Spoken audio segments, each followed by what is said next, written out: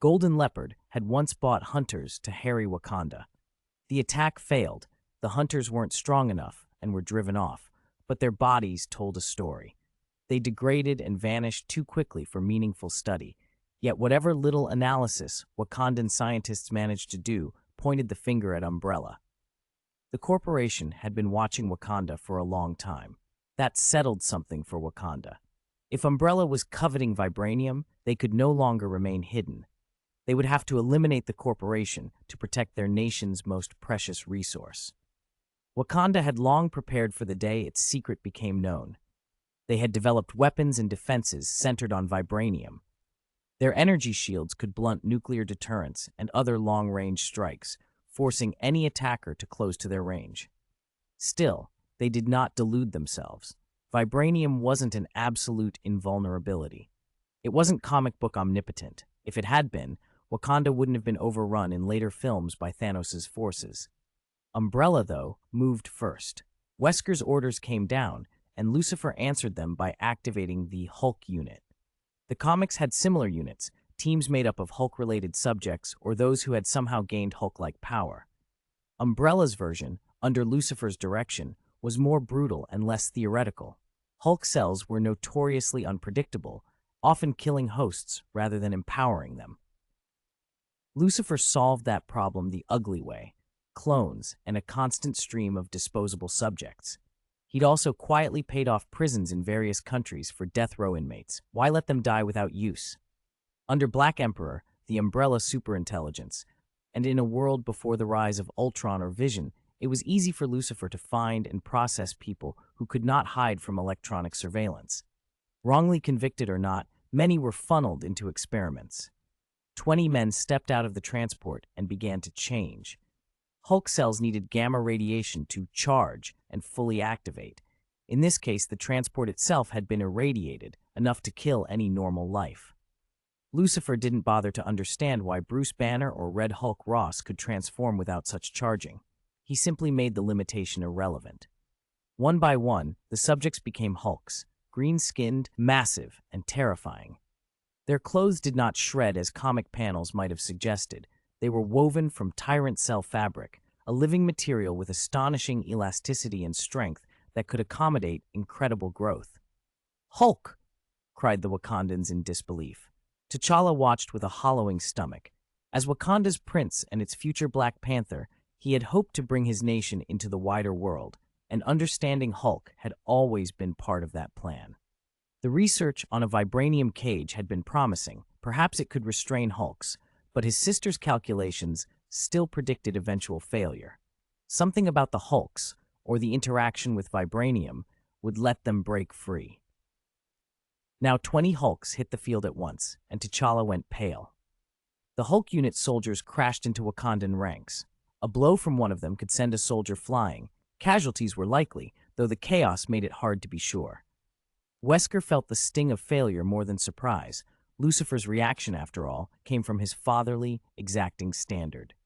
Then Lucifer spoke. "Fire the cryo-bombs." Black Emperor executed the command with machine precision. The Mayfly armed helicopters switched their payloads to cryo-warheads and began a saturation bombardment. Cryobombs didn't kill so much as freeze.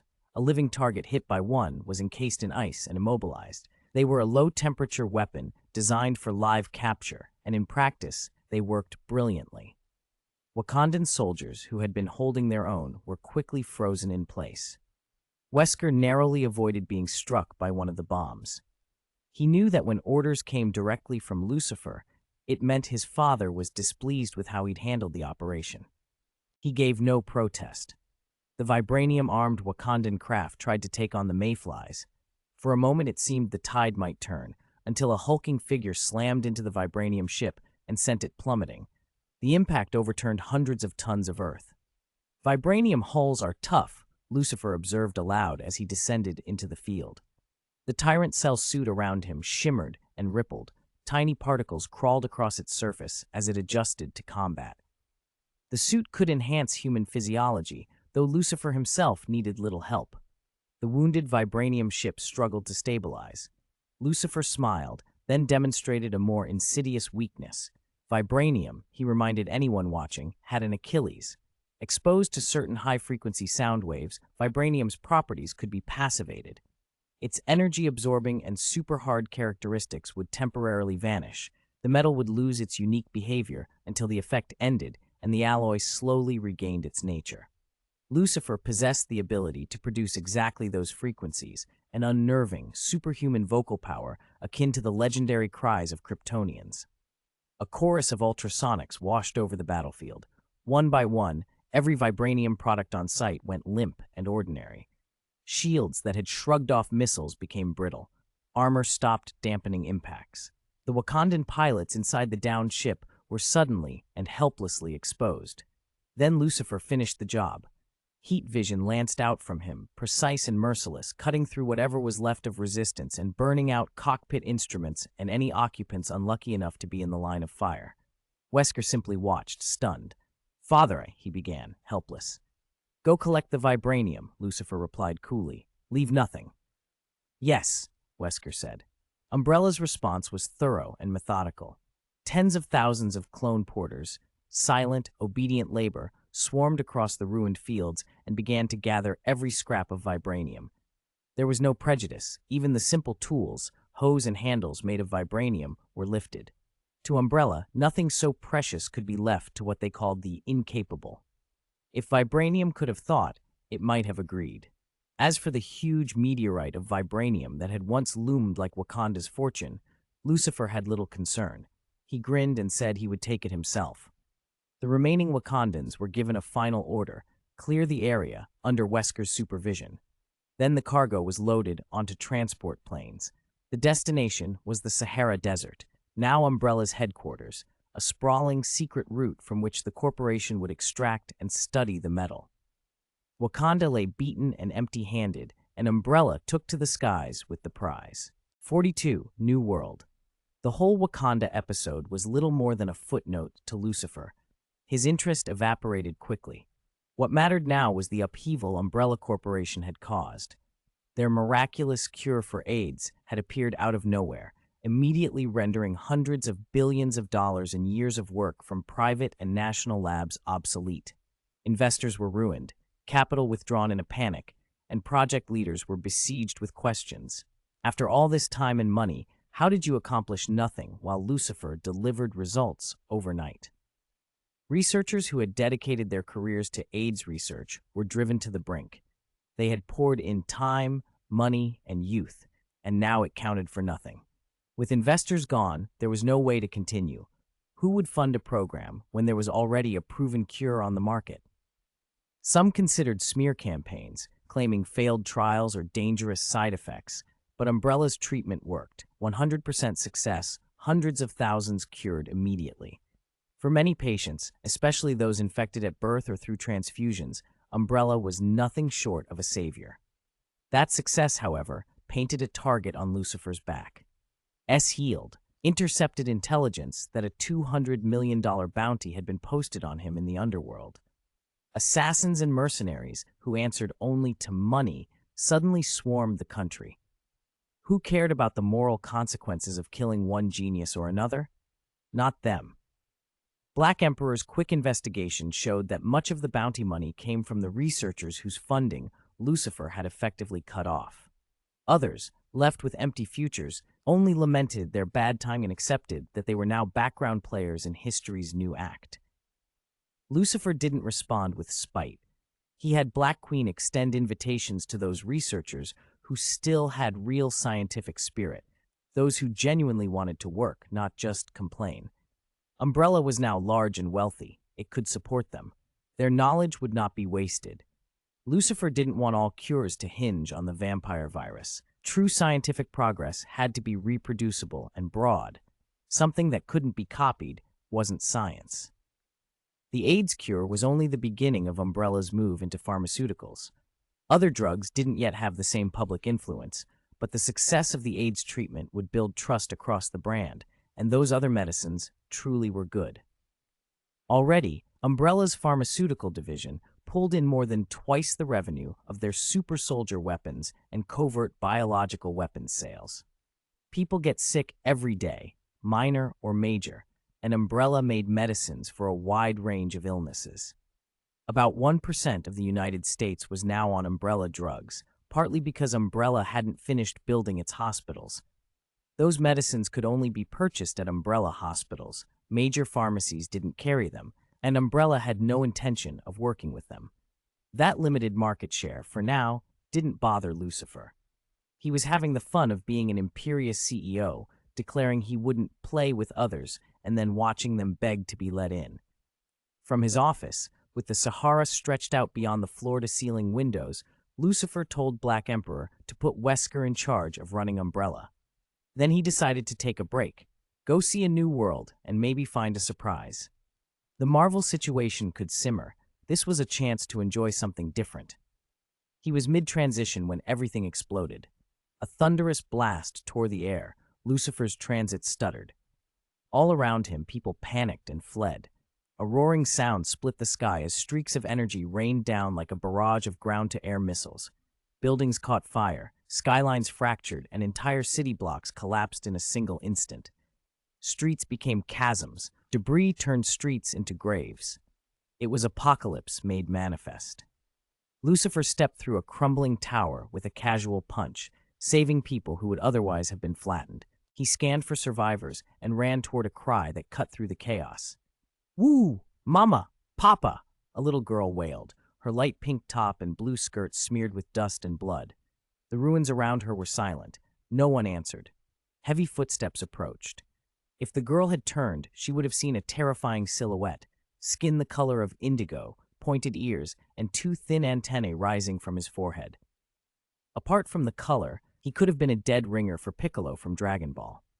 The monster, Piccolo-like, paused, staring at the child, then smiled with a grin that was all menace.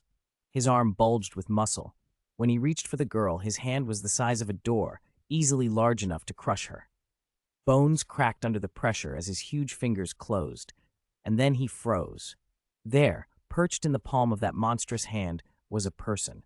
Small, composed, and looking at him with a curious expression. The monster's voice trembled as realization dawned. So this is the One Punch Man world. Lucifer had not expected the destination, but it suited him.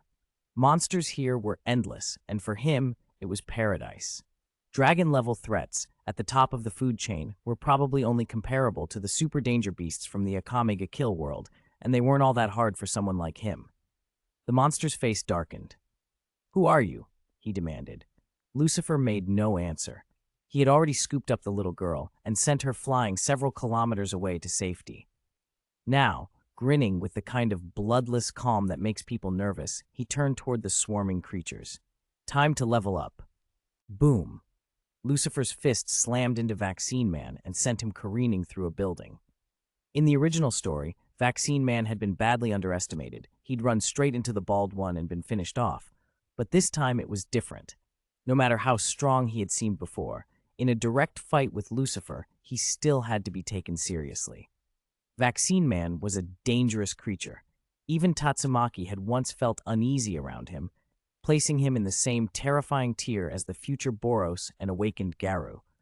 Lucifer had thought that killing him might push him up to level 7. Vaccine Man burst back to his feet.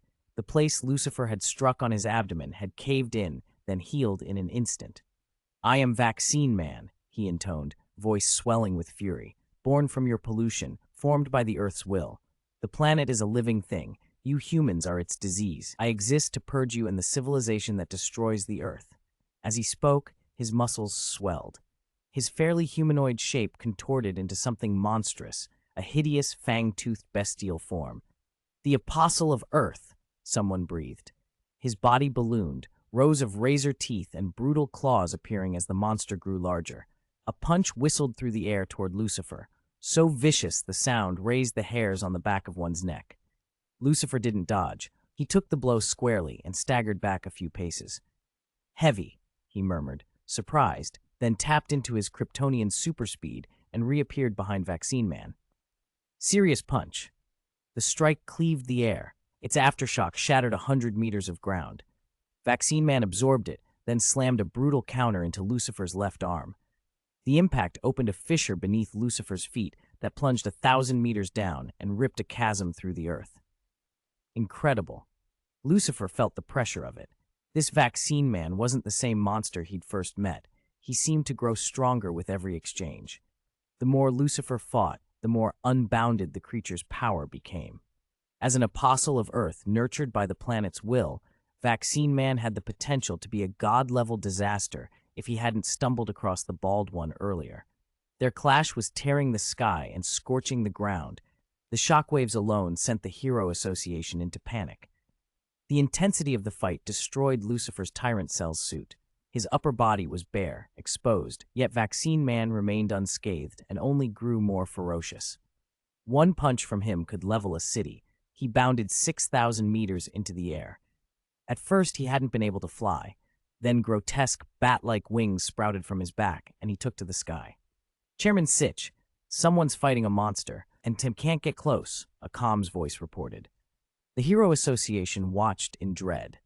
Tatsumaki had arrived intending to intervene, but a single hit from Vaccine Man had nearly obliterated her. She was injured and couldn't approach the battlefield.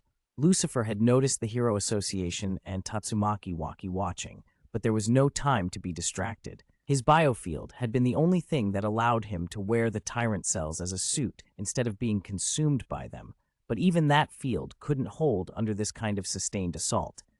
If the suit had time to recover, it could become stronger, but in the immediate onslaught, it shattered. Vaccine Man unleashed a pair of raw energy waves the size of bombs. He could casually hurl devastation, and Lucifer had to evade.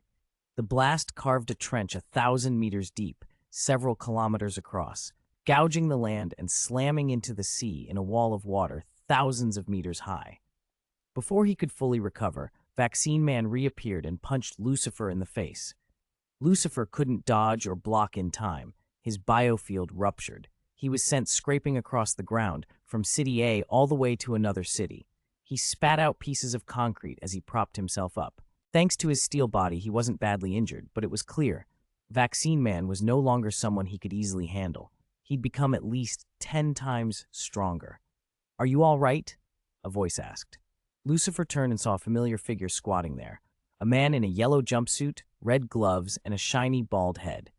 Saitama. Relief flooded Lucifer. With Saitama here, he didn't have to worry about Vaccine Man anymore. A deafening crash announced Vaccine Man's landing nearby.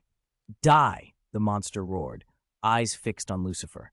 He condensed another energy wave and hurled it straight at him.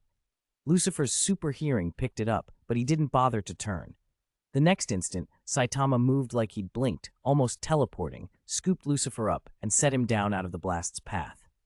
"I'll take it from here," Saitama said casually.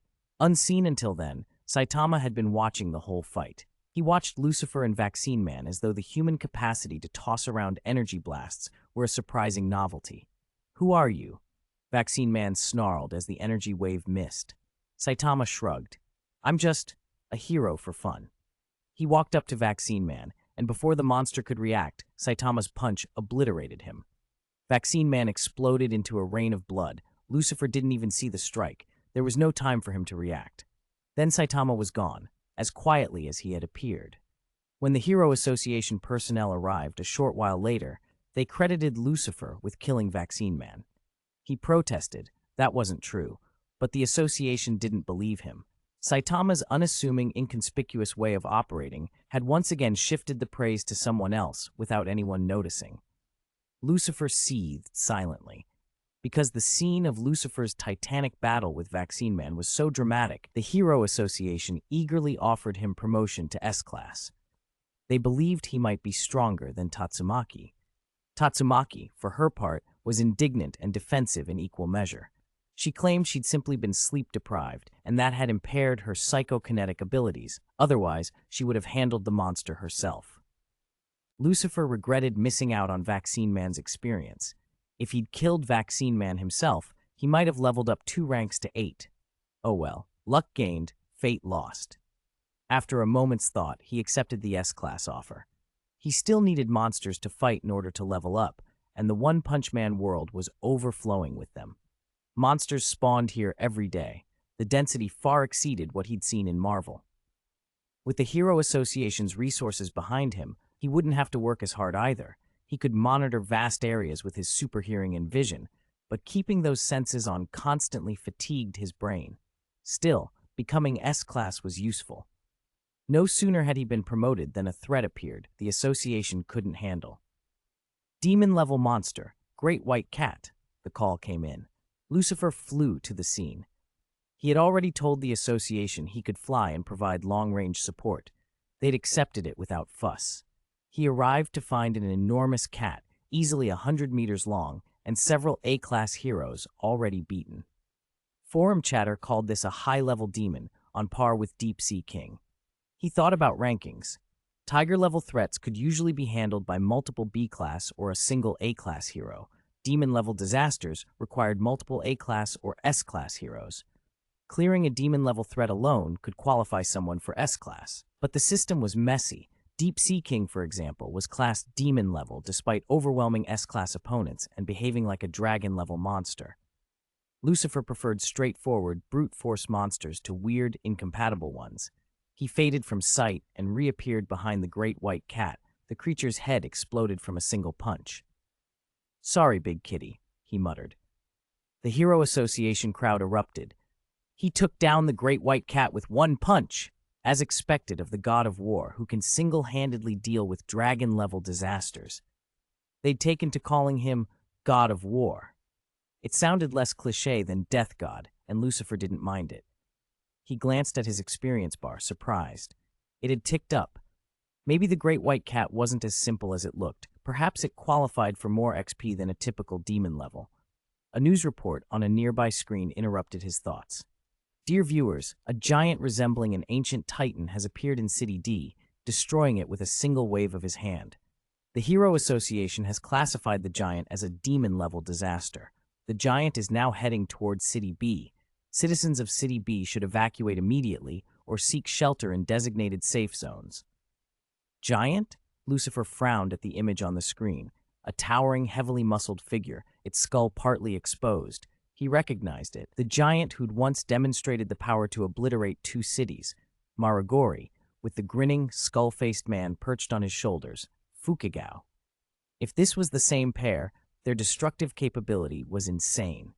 The association's classifications were inconsistent. By any sensible scale, this looked like at least a mid-dragon level threat. A high dragon level loser wouldn't stand a chance against something like this. Lucifer remembered the scene he'd read about. Giant Brother had been headshotted by Saitama soon after appearing. He didn't want Saitama to steal the experience, so he flew toward City B. Far below, Fukigao stood on Maragori's broad shoulders, arms spread wide and voice booming. My brains with your muscles, the strongest intellect combined with the strongest physique. Brothers united, we will conquer this earth, ascend above all, and rule the world. Maragori was a mountain of a man, thousands of meters tall, every motion carrying crushing force. The top half of his head was exposed bone. His body was a steel-like mass of muscle. He flexed his fists as if the whole planet were a toy to be smashed. With a roar, his massive palms swept at a skyscraper. Instead of simply toppling it, the sweep blasted a swath of buildings away, ripped up the ground, and left ruins in its wake.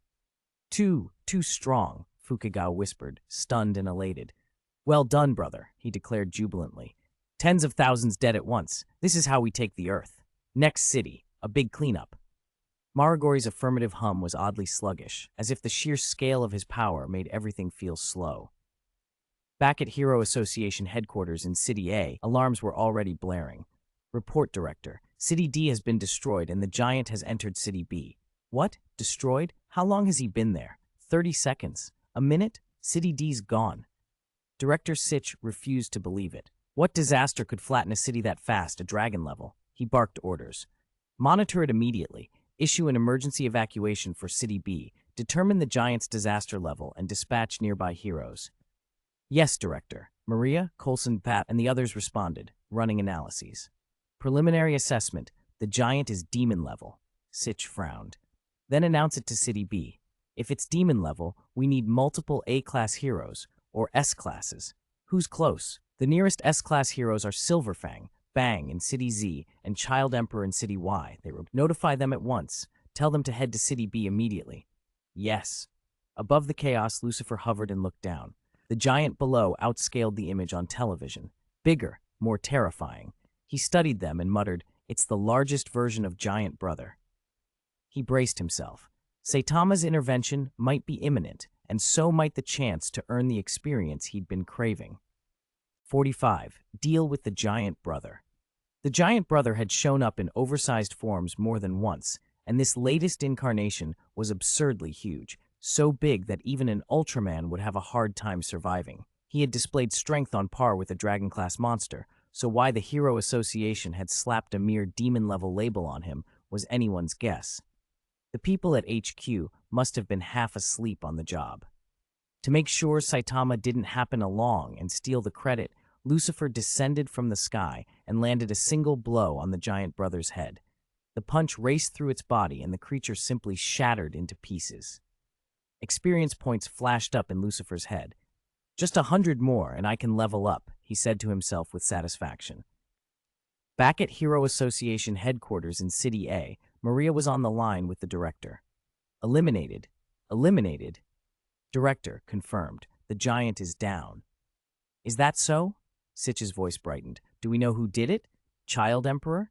Silverfang? It was the God of War, Maria announced. Confirmed. The God of War killed the giant. The God of War? Didn't he just handle that big white cat somewhere else? He got here and finished the giant already? Truly incredible, worthy of the title. The God of War killed the giant. The God of War killed the giant.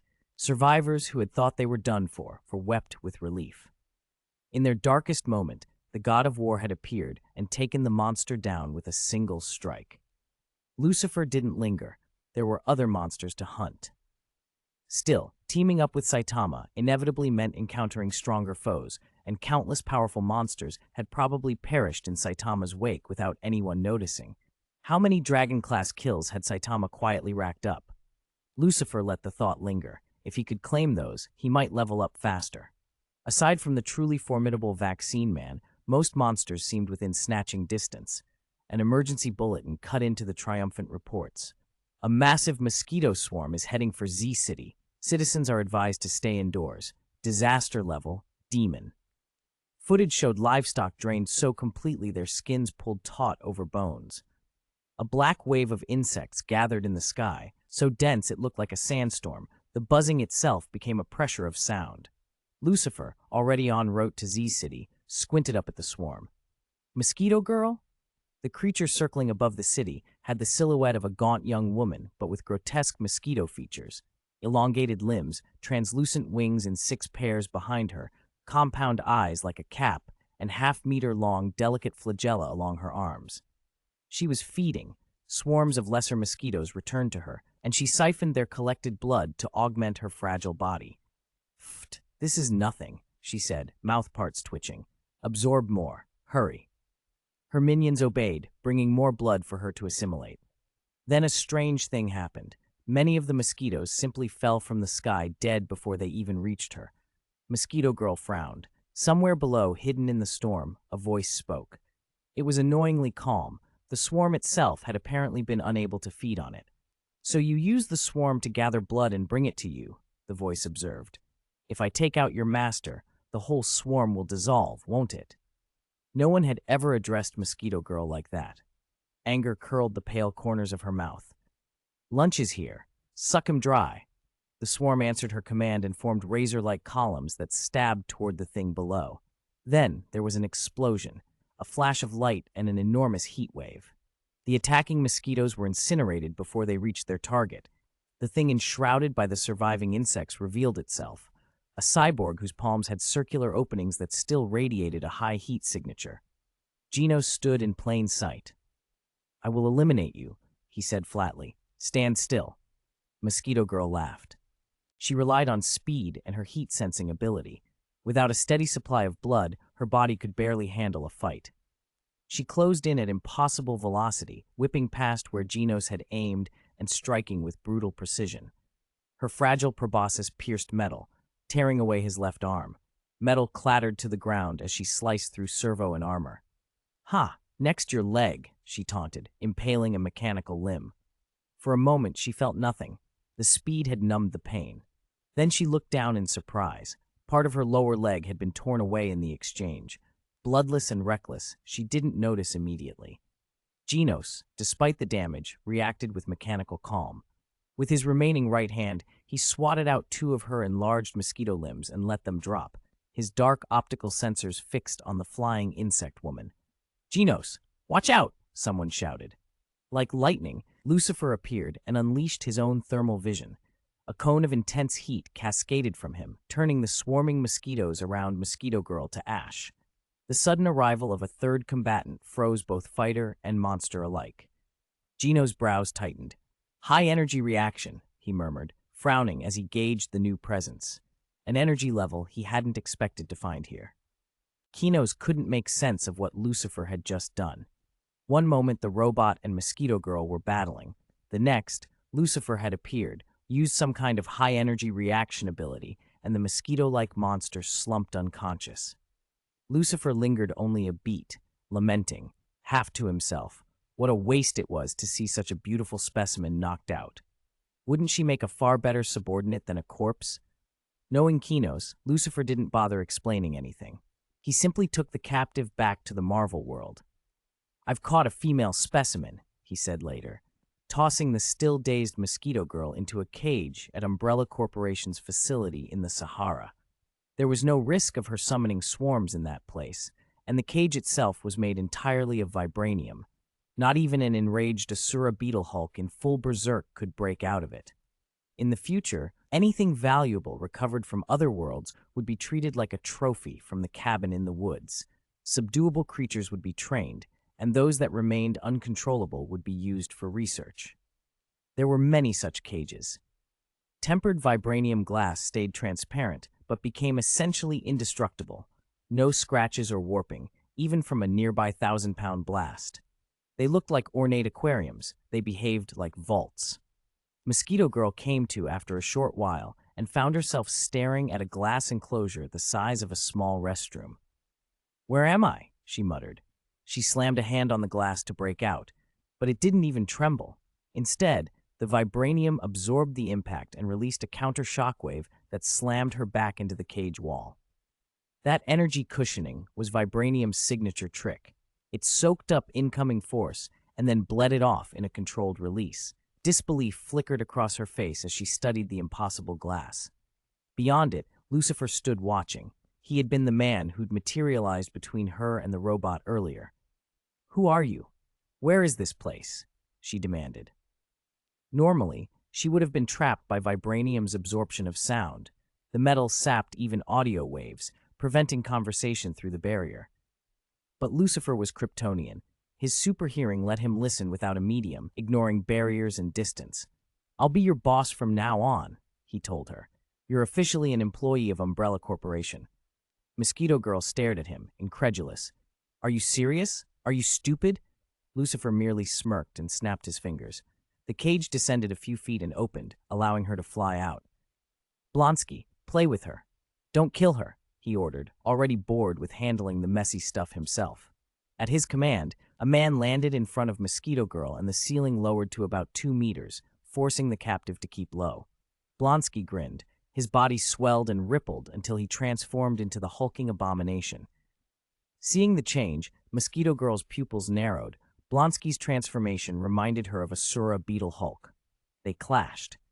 Blonsky lunged, relentless. He tried to force her into a corner. She was pushed into action.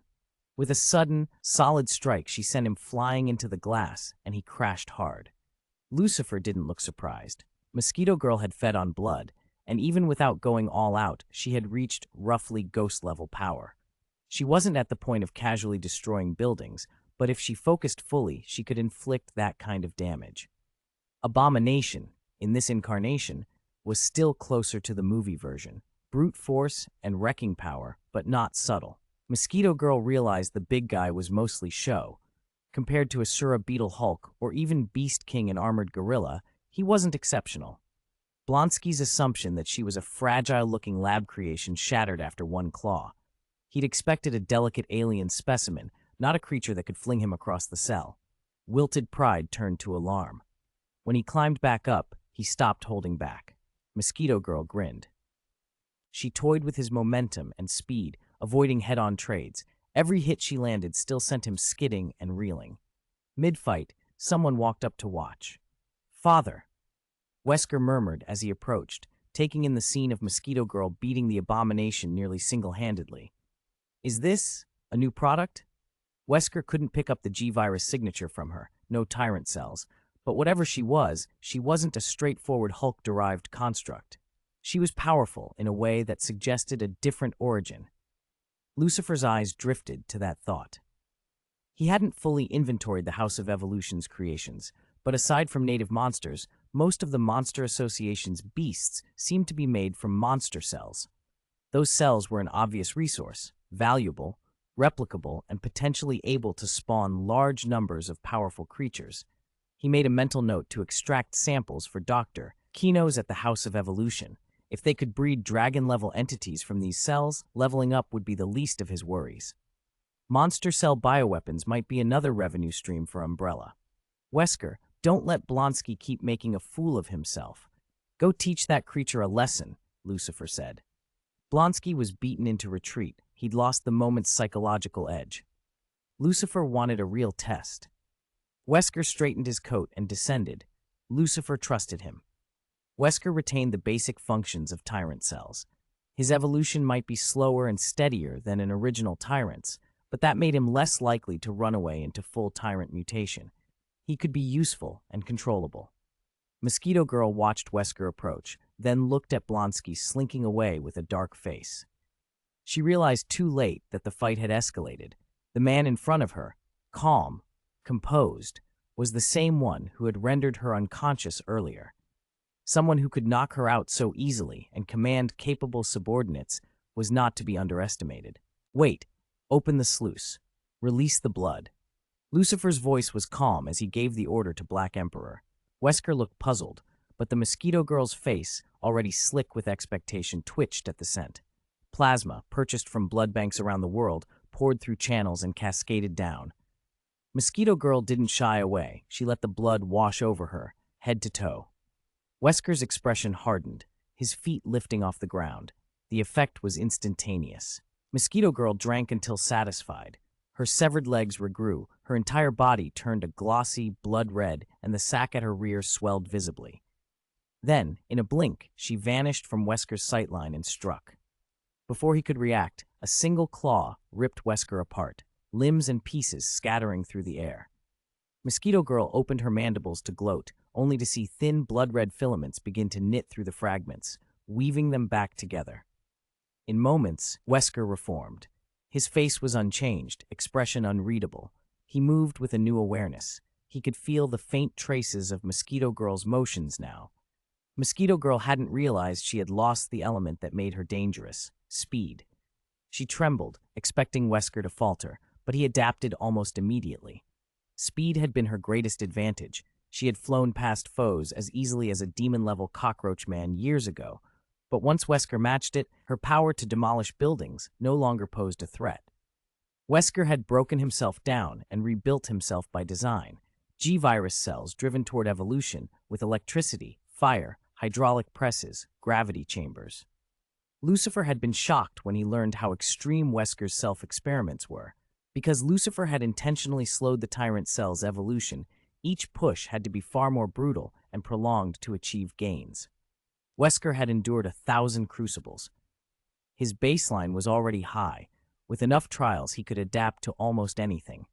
Now it was his turn to punish. He discovered Mosquito Girl's regeneration depended on blood, so he didn't bother preserving her limbs. He wanted to instill fear. If she learned to fear him, to fear the Umbrella Corporation and the man he called father, she might bend to their will. Without Lucifer's intervention, Wesker might have broken her completely, kept at the cruel edge until death would have been a mercy. Lucifer called a halt. Plasma covered the shattered Mosquito Girl again, and this time when she reformed, she didn't fight. Fear had crept into her, fear of this other world, of the man who had knocked her out and brought her across worlds, and of the umbrella-shaped monster that called itself a corporation. She learned quickly enough. She was in another reality, and the boss of Umbrella had whisked her here. Wesker was supposedly that boss's son, an odd story, an Asian man with a blonde foreign son. but the particulars didn't ease her dread. This world seemed safe otherwise. Ordinary people, not the endless swarms of monsters she'd once known. Only Umbrella was anomalous. She glanced out at the desert beyond the floor-to-ceiling window. "Why is your base in the middle of a desert?" she asked, baffled. "Easier to hide things," Black Emperor replied. "Also a natural arena. No matter how loud the disturbances, they won't draw attention." Even if other nations detected high-energy signatures in the Sahara and suspected Umbrella, they'd chalk it up to weapons testing. The facility's isolation was perfect. In a separate building, standing aloof on the outskirts of Z-City, a different scene played out. In the upper research lab, dozens of men in white coats moved with clinical precision. Their clothes, haircuts, even facial features were eerily similar. Identifying numbers stitched on their chests made the purpose obvious: clones. The unit stamped with a 28 on his left chest reported to the man known only as Glasses. "Has Mosquito Girl been neutralized?" Glasses asked, cool and measured beneath his ordinary spectacles. "If she can't feed, she's just an insect," 28 said. "But she's only an experiment." He keyed a feed and the wall display lit with the recorded footage. The room watched the moment a stranger knocked Mosquito Girl out and carried her away. Glasses pushed his glasses up his nose, and a rare flicker of interest crossed his face. "Perfect body evolution," he murmured, more to himself than to the room. "An excellent reference specimen." He made a decision. Get a team together and bait him in. Target: the House of Evolution. Begin the preliminary release of the ultimate weapon. The clones answered in unison, "Yes." Lucifer left that scene and slipped back into his own world, the One Punch Man world, wary that more powerful monsters might emerge in the coming days. For now, Hellish Blizzard's records showed no new dragon or demon-level disasters, and the quiet made him uneasy. Then, as he scanned the city with his enhanced hearing and vision, he detected movement that was almost taunting. A few monsters actively seeking him out. Boom! A wall exploded inward. An iron gorilla burst through with the force of a wrecking ball, and behind it strode a massive humanoid lion. He wore a black shirt and a furred mantle. A leopard skin cloth hung from his waist, heavy chains looped his body, and a lion head buckle glinted at his belt. His mane and tail were real and dreadful. Beast King. He was the third strongest fighter the House of Evolution had ever produced, after the Infinite Octopus and the Asura Beetle Hulk. His claws could send shockwaves that shredded stone and flesh alike. A single strike could tear down a building. In any universe, he would be a terrifying opponent. Before Beast King could roar, Lucifer's fist closed and snapped out. With a single punch and a sound like thunder, Iron Gorilla, Beast King, and their entourage vanished, disintegrated, or hurled out of the fight. Lucifer didn't wait to check. He smiled inwardly like a man who had found a fat reward and handed it to the city's police. House of Evolution. He knew where they originated. He wasn't going to wait for their next move. "House of Evolution," he said aloud, and a grin touched his lips. "I'm coming." The unidentified flying object approaching. Clone 27, posted on the research building's top floor, jumped from his monitor and slammed the alarm. The radar light flashed madly as he barked over the intercom. "Impact force immeasurable. Emergency evacuation. Head to the underground shelters now." The prime subject, Kinos, the facility's ideal test subject who retained all the memories, felt it too. He was already down in the sublevels, where almost nothing could reach him. Even so, a tremor ran through the structure. Boom! The doctor, dressed in a black suit, staggered for a moment and looked up with wide eyes. If the shelling was this intense, the surface research building would be destroyed, and with it the combat-class engineered organisms stored inside. He ran the numbers in his head and felt the chill. A tremor detectable 30 meters underground? That shouldn't be possible. "It must have been activated," he muttered. Panic had a way of focusing him. He didn't bother to grab papers. Every critical detail was imprinted in his head. His clones had been dispersed through the city. Their survival could be assumed. The immediate problem was damage control, how to contain whatever defective creation had just come online. The House of Evolution had a simple, almost noble stated goal: to investigate the mysteries of human evolution. Their experiments on animals were meant to provide data, to stretch human potential through training and conditioning rather than altering appearance or splicing in non-human genes. The intent was to produce human beings on par with S-class heroes, people capable of toppling armies single-handedly, and so usher in an evolutionary leap. Anything that couldn't be controlled was labeled a defective product. The most dangerous of those defects could very well kill him. He impulsively typed a code and authorized a genetic scanner. The half-meter-thick alloy door to the deepest level rumbled and began to open. Outside, the sky split. A hulking figure descended, smashing through the upper structure of the research building. Debris rained down and the outside facade was wrecked. Lucifer, powerful, unstoppable, landed across the courtyard, notching a small satisfaction that Kinos hadn't fled. A talent like his, someone capable of casually manufacturing demon and dragon-grade monsters, if allied properly, could be used to mass-produce combat specimens. This was an opportunity. "I've come for you, Kinos," Lucifer shouted as he pushed toward the entrance. Something snarled back from the corridor, a slightly deranged voice, full of feral eagerness. From around the corner lunged an Asura beetle hulk, a combat model organism gone monstrous. It latched onto Kinos, intent on ripping him apart. Lucifer didn't hesitate. He stormed forward, met the beast, and flicked it aside with a single, brutal punch, freeing Kinos in the process. "Hello, Kinos," Lucifer said calmly. Kinos, adjusting his glasses, met him with both surprise and caution. "Class hero, war god, you're looking for me?" Lucifer's tone was frank. Kinos could tell he wanted to talk, but the Asura beetle hulk wasn't done. It recovered quickly, roaring with excitement at the chance to test itself against such an opponent, and threw a devastating blow. The impact sheared away a foot of pavement and arrived faster than the eye could track. Lucifer lifted a hand in response and threw what, at first glance, looked like a simple punch. Their blows met. A searing circular shockwave, white and vast, rippled outward, a hurricane-force blast that shredded every nearby structure. The Asura beetle hulk exploded from the ground in a shower of concrete and steel, two skyscrapers collapsing under the force. The creature was momentarily buried by rubble. It laughed, thrilled at the violence, and erupted free, growing, transforming into a massive purple-green monstrosity, Asura mode. Kinos watched, awestruck. Lucifer paused, registering the escalation. He shrugged almost apologetically, then wound up a second punch. This time, every instinct screamed to dodge. The fist trailed an orange-red glow from friction with the atmosphere, the light and heat of something moving at meteoric speed. Even so, Asura mode, drunk on its own power, held its ground. The two strikes met, and the result was cataclysmic. Lucifer's fist obliterated the beast. A supersonic mock ring of airflow carved a canyon the size of a stadium through the city. Kinetic energy flipped into a violent explosion that threw up a mushroom cloud. The ground split, and the sky roared. The punch had moved at dozens of times the speed of sound, fast enough that the mass of his fist turned the planet beneath it into dust. Kinos stared, speechless. With this kind of physical power, what's the point of experiments? His voice was half awe, half the bitter professional envy of a researcher staring at a natural phenomenon that made his textbooks obsolete.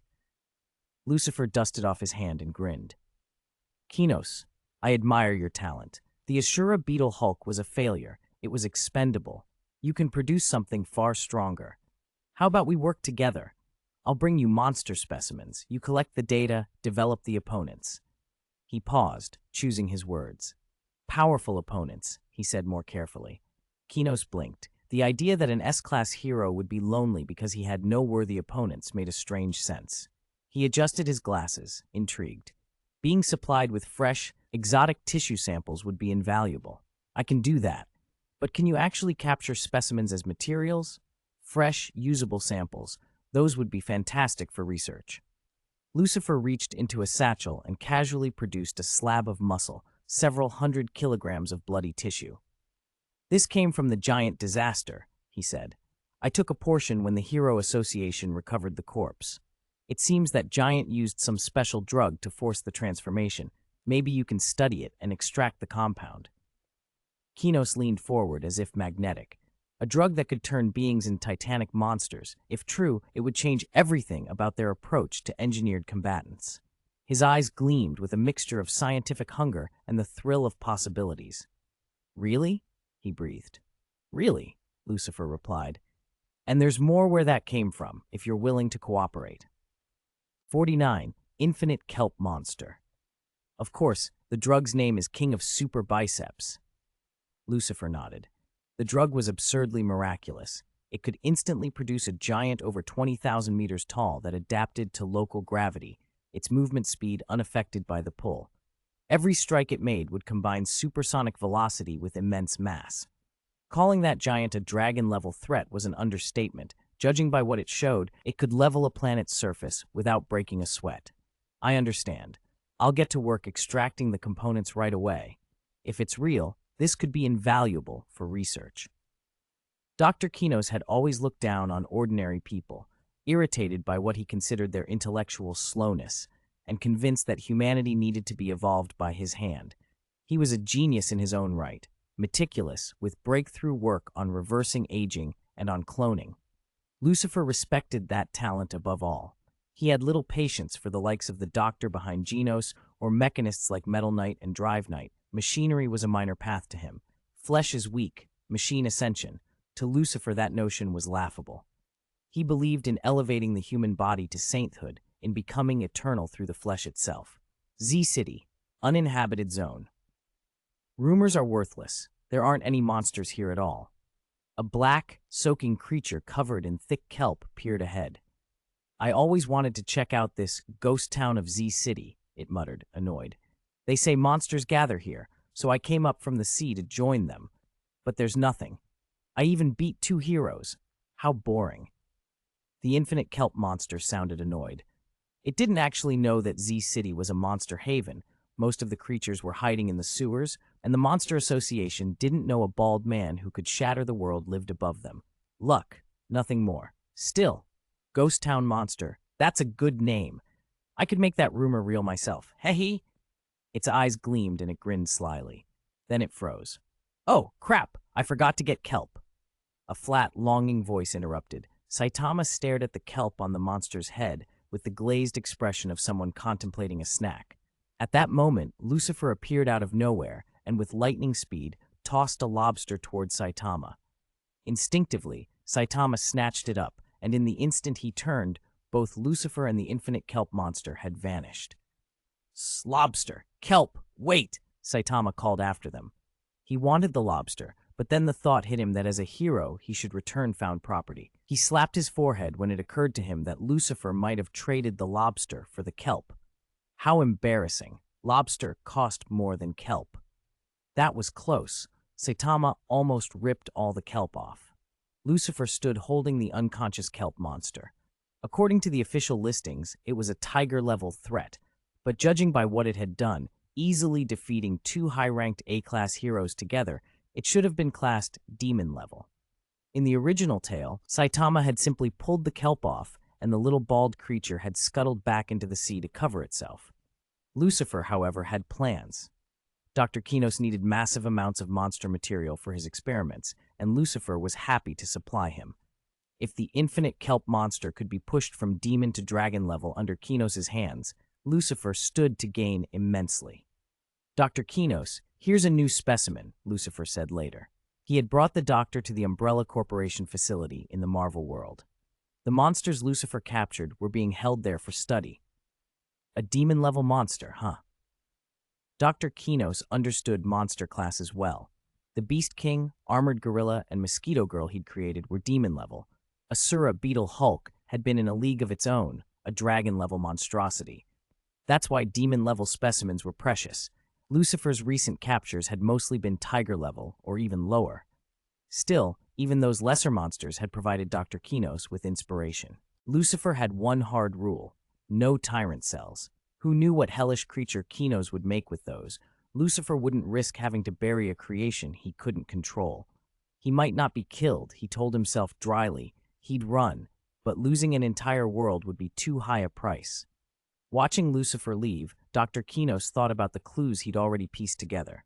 This had to be another world. Black Emperor monitored all his network activity, but a mind like his didn't need to hunt for answers. They presented themselves from patterns and anomalies. It was absurd, but he trusted his deductions. And that S-class hero involved? He wasn't convinced Saitama was as simple as he looked. Who exactly was that bald man? A city, Hero Association headquarters. Beep! The alarm in the operations room blared as incoming reports flooded in. A large number of sea folk were invading J City. Director, groups of sea folk have appeared in J City, Maria reported crisply to Sitch. They've entered the city. What? A large-scale monster incursion? Sitch demanded. Maria, get a disaster assessment from the field teams right away and issue a public alert. Understood. Maria organized the analysts and began logging the heroes' responses as they came in. Snakebite Sneck eliminated 1 sea folk. Smileman eliminated 5. Stinger eliminated 9. As the casualty reports and hero tallies came back, Sitch felt relief. The sea folk looked odd, but their strength didn't seem devastating. Director, based on the on-site reports, we're calling this a Tiger-level disaster, Maria announced. Tiger level? Fine. Issue the alert.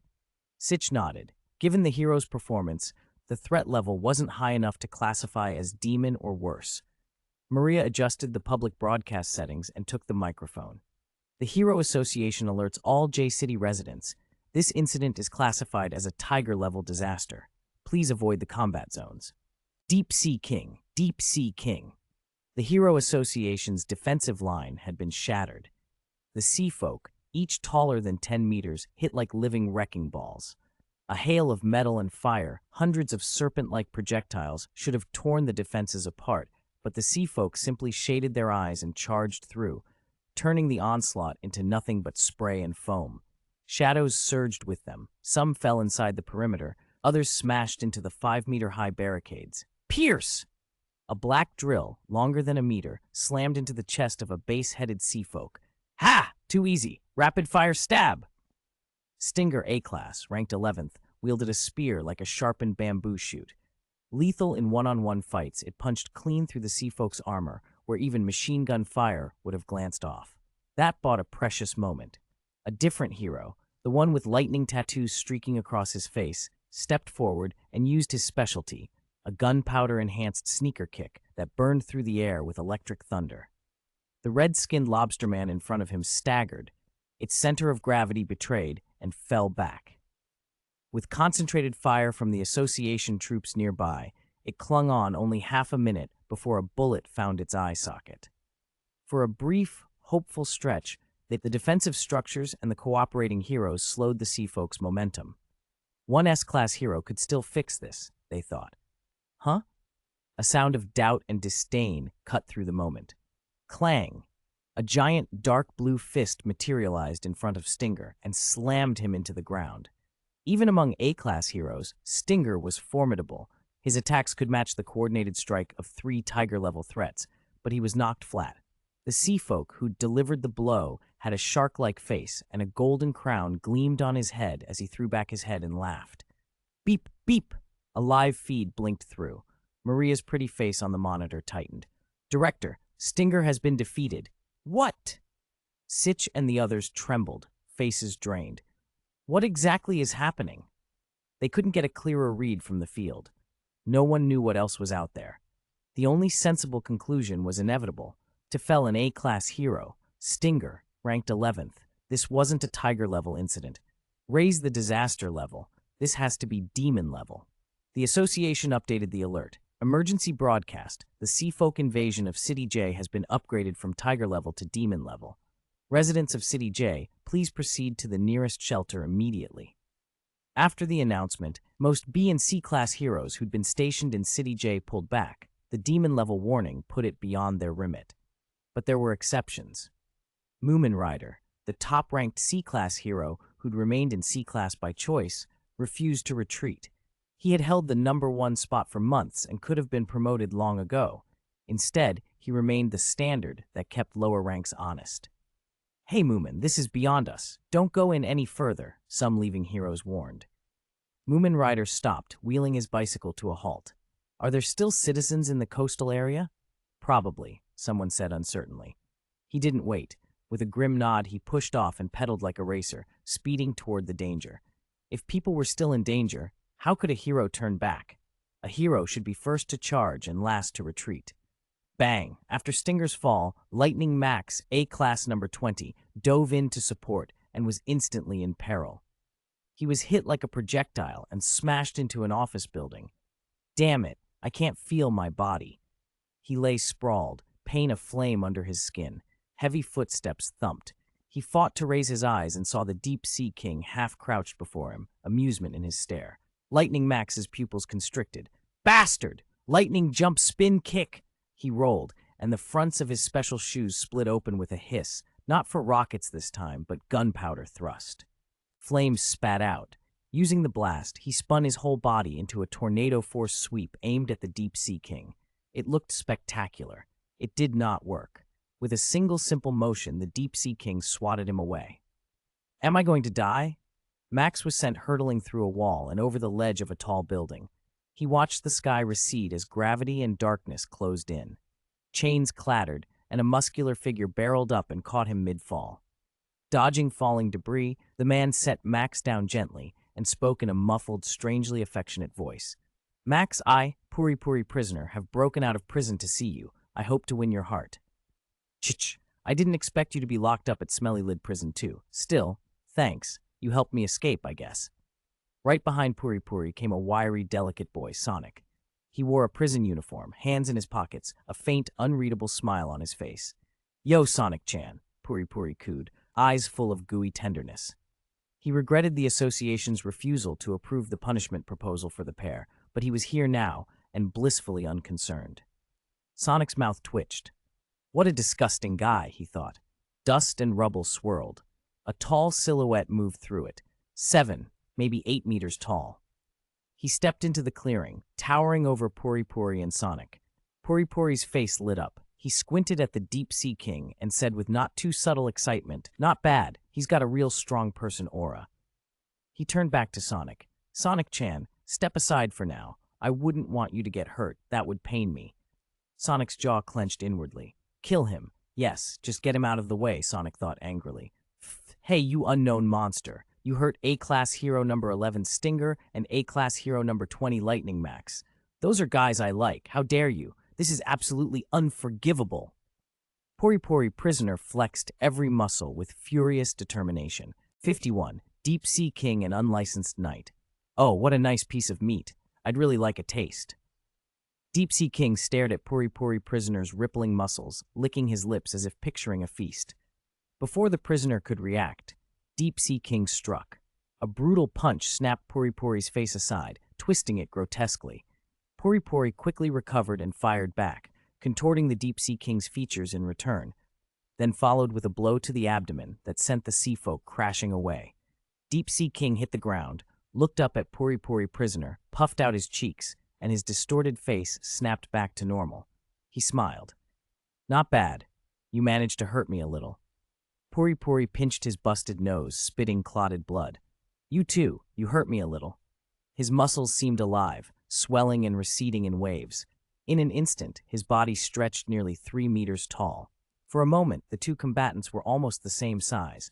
Puri Puri even seemed to edge ahead, though the sight of his prison uniform clinging in awkward places might have helped that impression. His aura surged. Puri Puri struck a pose, one leg raised, chest out, then roared. Few people have seen my angel form. Those who have died at my hands. He bellowed strange war cries, his stomps gouging shallow pits. In less than 10 meters, he accelerated to terrifying speed and sprang as if wings had unfolded from his back. Dozens of blows rained down, each crack like cannon fire, enough to smash tanks and gouge the earth, hammering Deep Sea King's upper body. Deep Sea King, wearing nothing but shorts, showed no fear. The bestial slant of his features even hinted at excitement. Blue veins bulged along his ribs and back as he raised both arms vertically, forming a living tower to shield his torso. Still, the ground beneath them could not take the punishment. In seconds, the battlefield looked as if tanks had passed over it. Rock and dust filled the air, briefly cloaking the two figures. From outside, anybody watching would have assumed Puri Puri had the advantage. Those punches were furious and unrelenting. One lapse and a person would be pulverized. Sonic's face was grave. He'd seen this man's strength before during the prison breakout. One of Puri Puri's heavy blows had been enough to punch through multi-meter-thick prison walls. If Puri Puri could withstand that kind of punishment without proper equipment and remain uninjured, He was a serious problem. Lucifer had been first on the scene. He'd already rounded up the rest of the sea folk and shipped them off to the Umbrella Corporation, leaving none behind. He stayed hidden. His biofield masked him from the Hero Association's satellites and sensors. He was curious, too. How much ocean pressure could the most powerful deep-sea king withstand before he reached demon level? And if these sea folk ever reached the world of One Piece, would they become kings among the fishmen? The thought made him smirk. Pfft, a little mouthful of green blood hit the ground. Deep Sea King's expression turned ferocious. His crooked jaw clicked as he ground his teeth. Then, unexpectedly, he recovered completely. Lying face up in a half-meter-deep pit, Puri Puri Prisoner was a battered, swollen mess. He tried to raise his head when Deep Sea King spoke, but his angel form couldn't be sustained. His energy had been spent. "Soldier," Deep Sea King taunted, "you only hurt me a little. Your so-called barrage is useless." Now leisurely, confident of victory, he licked his lips again. Attacks with no will to kill, no matter how many, don't matter. Let me taste you. You look like you'd be delightfully chewy. To the sea folk, creatures who couldn't mutate into a full human form were a separate class, weak common fish. Only the fierce, the robust, could be soldiers worthy of notice. In full mutation, Deep Sea King could shrug off Puri Puri's assault and even toy with him. But the idea of tasting those blood-rich muscles appealed to the predator inside him. A harsh metallic grinding cut through the air. Deep Sea King's keen hearing made him frown. What was that? He couldn't feel any real aura, just a human in strange clothes. Curiosity curdled into doubt, and he hesitated instead of finishing Puri Puri off. Justice Cyclist, Moomin Rider has arrived. The shout was instant and confident. A young man in a helmet, knee pads, and battered armor pedaled in, looking utterly ordinary. Out of breath but steady, he planted himself and adopted a basic fighting stance. He ignored Deep Sea King's silence, steeled his breathing, and launched himself forward, shouting, "Ha! Justice Crash!" Moomin Rider's right fist swung with everything he had. To anyone who didn't know better, his determination looked formidable. After all, he was the top-ranked C-class hero. In raw, reckless strength, he might even put up a fight against far tougher opponents. But the green, half-length palm that came up to meet him was no ordinary hand. It rose like a wall. Deep Sea King's expression never changed.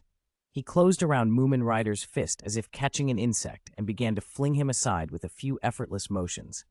The unlicensed hero smashed into the ground on his back. His armor did little to help. A muffled groan and a mouthful of blood came up.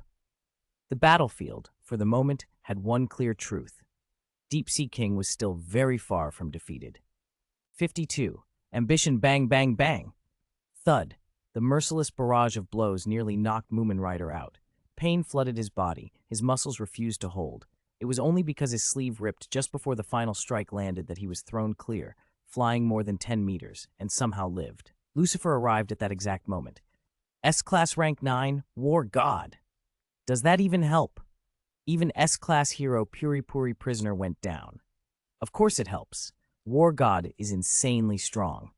People in the shelter breathed a collective sigh of relief. Lucifer had been the one to take Mosquito Girl before. Because of that incident, Genos never met Saitama and never became an S-Class hero, so he wasn't here now. Lucifer, meanwhile, had lately been fascinated by Genos' energy core. Its output was legendary. He dreamed of what it might mean for super soldiers or for a G4-style core. The research required talent in mechanics and energy science his henchmen lacked, so he'd put it off for later. For now, his focus was on monster enhancement. Puri Puri Prisoner, someone cried. The big hero's vision was already blurring. Pain and blood had left him drifting toward unconsciousness. Hearing the reinforcement's voice, so strong, so reliable, brought him a small comfort, and then he passed out. Deep Sea King's pupils narrowed. He crouched like a hunting animal, long golden slits flashing with malice. With a roar, he threw a waist-level slash, claws streaking through the air, aiming to cut Lucifer down. The attack missed. Deep Sea King didn't worry. He'd fought across the oceans, and his body was as tough as steel. His greatest advantage was regeneration. Feed the fight with endless recovery and you win. My apologies. It's hard to step over an ant without killing it. Now, I'll try, Lucifer said, his voice whispering at the monster's ear. A presence exhaled into the space around Deep Sea King, and a small, rock-hard fist slammed into his abdomen. Green blood and fragments of viscera sprayed as the force struck him full on. Pain launched the king through the air. "It hurts so much! I'll kill you!" The creature howled, furious and desperate. His veins bulged, green and thick, as he readied a desperate counterattack. "I was actually afraid I'd kill you in one hit," Lucifer observed mildly. He grabbed Deep Sea King's head and with a slight motion snapped the monster's neck. The beast went limp, and Lucifer vanished with the body. "Where did War God go?" someone called after him. "He's gone, but so's the monster. War God must have handled it and left. Yeah, there were other attacks today. He probably moved on to them." Word reached the Hero Association. The most dangerous monster had been taken care of by War God. Relief rippled through their ranks. "War God's power is undeniable. We should promote him further," an official suggested. "But we just promoted him to S-Class Rank 9 a few days ago. Isn't that too soon?" "He deserves it. Rewarding him will motivate the other S-Class heroes to act faster." Moomin Rider, meanwhile, was among those receiving treatment. Lucifer had slipped into the ward and stood at his bedside in secret. The War God could have left after simple first aid, gone to a street stall to eat with Saitama, for all anyone knew, but Moomin Rider lay unconscious and Lucifer had other plans. "This will be an experiment," Lucifer murmured. "Can iron will and spirit influence tyrant cells?" He uncapped a syringe filled with a shimmering silver liquid. These were tyrant cells that had been processed repeatedly, far more stable than raw tyrant tissue, though still not as safe as the variants Albert Wesker had used. Lucifer had tweaked them, but they were experimental and volatile. He injected them into Moomin Rider. A guttural groan escaped the hero. Scalding cells met the body's immune response and immediately clashed. The immune system collapsed like old machinery. In 10 seconds, the tyrant cells had eaten away at 90% of the host's native cells and taken their place. The rest were about to follow. When Moomin Rider came to, all his injuries were miraculously healed. "I feel much stronger," he said, trying to sit up. He misjudged his strength and overturned the bed. He apologized profusely, then threw himself into action. Breaking down doors, pedaling his bike so ferociously the bicycle itself split apart, rushing from one call for help to the next. When he finally returned home, he was starving. He devoured everything in the house, then went out and emptied a street vendor's cart. Afterwards, he sat, testing his body. His strength and speed had soared, and his defenses felt tougher than before. He convinced himself this was the result of surviving near death, perhaps a breakthrough, and doubled down on helping others. Lucifer watched him from the shadows. How long, he wondered, could the purity of Moomin Rider's heart last before the changes within began to twist him? Use a body enough, and it evolves. If Lucifer didn't already know tyrant cells had limits, he admitted to himself he might have been tempted to apply them to other templates. Kryptonian physiology intrigued him. Kryptonian genes plus stabilized tyrant cells could be an unparalleled template. Doomsday's cells would be even better, but far more dangerous. The wrong combination could produce another Doomsday-like monstrosity. If that proved impossible, Broly's cells tempted him as well. The legend of Broly, an insane, ever-growing power who reached Super Saiyan God levels and forced Gogeta to consider killing him, had long burned in Lucifer's imagination. Someday, he thought, he would encounter the Dragon Ball universe on his travels. Capture Broly, combine the legendary Super Saiyan body with a Kryptonian template, and then try to perfect the Tyrant integration. With those three pillars, even Doomsday might be manageable. "Boss, Dr. Kino's research has produced results," Black Emperor said, interrupting Lucifer's thoughts. Lucifer turned, interest sharpening in his eyes. 53. Battle. Have Dr. Kino's experiments produced anything useful? Lucifer hurried to Kinos' lab, heart racing. He expected results, but not this. In the center of the chamber stood a creature the size of the Hulk, but not the Hulk anyone knew. It had the hulking mass and rippling musculature of a giant, yet its head and armored back were plated with chitinous carapace like an Asura beetle. It looked like some grotesque fusion, an Asura beetle Hulk. "Based on my readouts, Mr. Lucifer, this Asura Hulk is at the upper end of dragon level," Kinos said, pushing his glasses up the bridge of his nose. Lucifer had allowed Kinos free rein with the Hulk cells, but hadn't expected such a surprise. The creature's muscle density alone exceeded that of every dragon-level monster Lucifer had encountered. Kinos had also improved the Umbrella Corporation's cloning technology. Whatever he'd done made it look less like Resident Evil horror and more rigorous laboratory science. Lucifer took a step into the arena, curious. Kinos' eyes lit up. He'd wanted to study Lucifer's biology for some time. When Lucifer permitted him to collect samples, Kinos expected some superhuman physiology. Instead, he'd found a normal human, and yet this ordinary man could casually annihilate things like the Asura Hulk. It made no sense. Kinos intended to record Lucifer's combat data to try to explain that disparity, hoping to advance his theory of full human evolution. "Come on," Lucifer said, casually beckoning to the Asura Hulk. The monster responded with animal fury and charged. Its fists slammed forward with a sound like thunder. Lucifer caught the blow with a single hand, the impact sending powdering dust up from the floor, but otherwise barely moving him. Kinos stared at the readings in disbelief. "How is this possible?" he muttered. "Its output is immeasurably greater than an Asura Beetle Hulk's, yet Mr. Lucifer remains perfectly stable. This defies mechanical expectation. Could it be?" Kinos hesitated, considering theories about applied fields. But how could a living organism manipulate a field like that? "Kneel," Lucifer said, applying the slightest pressure with his palm. The Asura Hulk bellowed in agony, trying to drag its arm away and refusing to obey. Kinos had designed these specimens to be perpetually enraged, driven by hunger, lust, and pain to prevent communication or taming. But under Lucifer's subtle force, the creature had no choice. It crumpled to its knees, still howling, its strength spiking as rage made it even fiercer. "It can get stronger," Lucifer observed quietly, but not as ridiculously strong as Vaccine Man. Vaccine Man had been able to suppress Lucifer entirely because something like the Earth's will, a god force, backed him. Lucifer's own strength had limits. Even as a level 6 Kryptonian, he was already extraordinarily powerful. The Asura Hulk's continual powering up was within those bounds.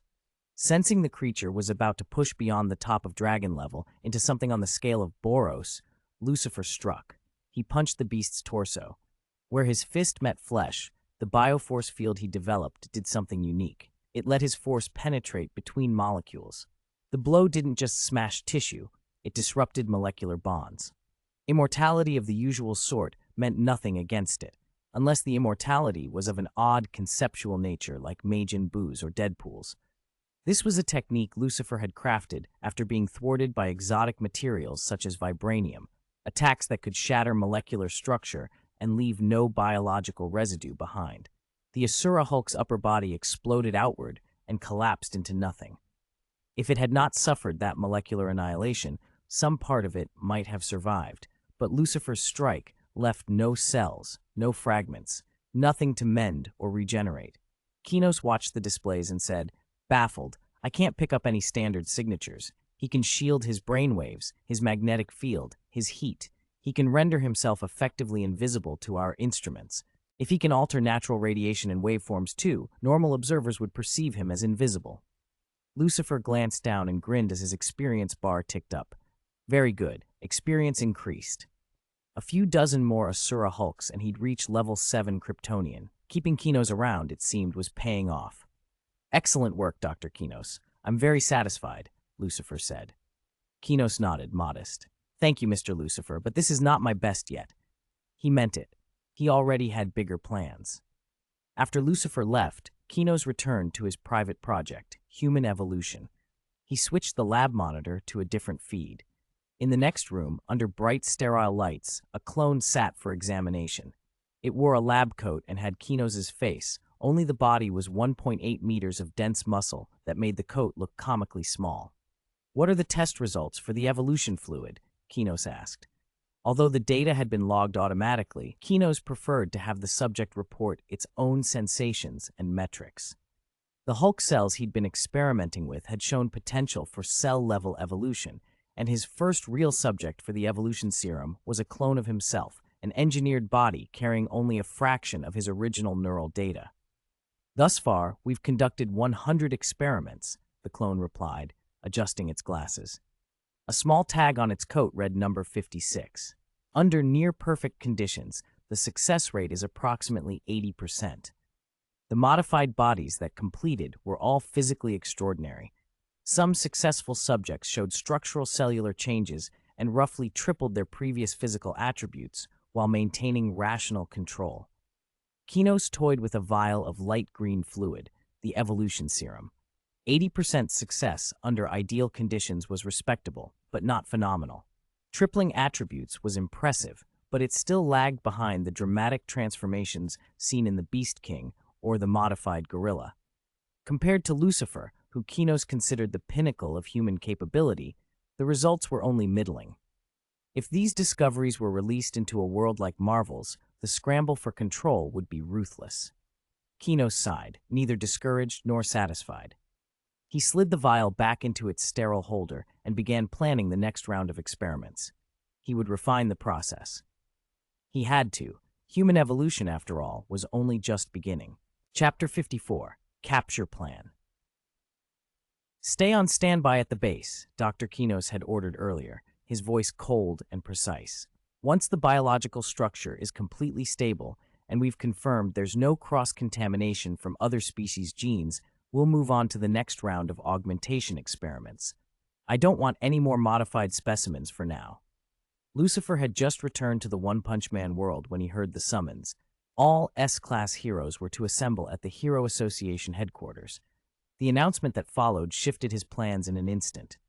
Boros, the Dark Matter Universe pirate group, is coming. No, this time I want to handle it myself. Those are rare experience points. He skipped the meeting. Instead, Lucifer slipped back into the Marvel world to marshal whatever assets he could. He didn't need a large army, only a few reliable people to make sure the invaders didn't escape. Better yet, if they could be captured intact, Dr. Kinos could dissect and study them. An alien invasion?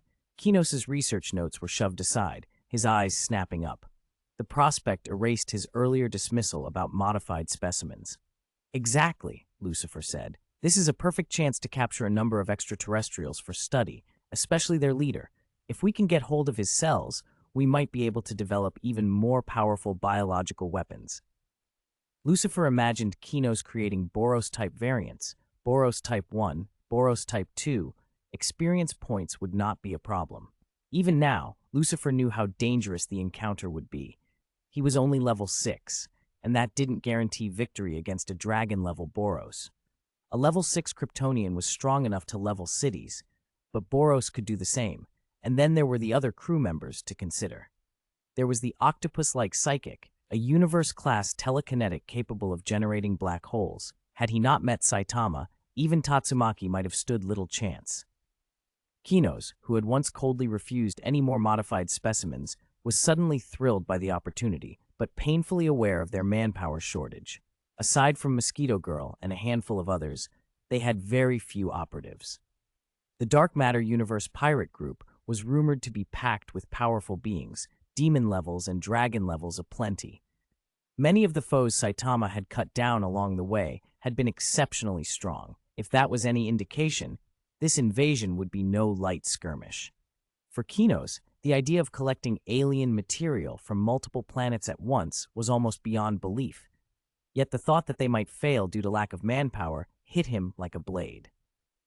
Then let's launch the Beast Soldier project, Lucifer said decisively. It was the plan he'd hinted at when he first recruited Kinos, an army of engineered bioweapons, Beast Soldiers, whose weakest members would already be demon level. Strike while the iron was hot, Lucifer thought. They could use such troops to contain and capture the invaders. Kinos knew the proposal well. He'd always preferred researching human evolution over tinkering with variants, but the prospect of so many alien samples changed everything. After a moment's hesitation, he agreed. All right, I'll develop the Beast Soldiers as fast as I can. We'll capture the Dark Matter Universe pirate group in one sweep. No alien escapes. Far out in space, a colossal vessel cut a slow path through the starfield. A spaceship so vast it could blot out the sky, its purplish-black hull like the shadow of a city moving through the cosmos. Its destination, a blue, jewel-like planet, Earth. Have we finally arrived? A voice murmured in the ship's combat room. In heavy armor stood a single figure, an eye patch over one still-burning eye, staring at the image of Earth on the giant screen.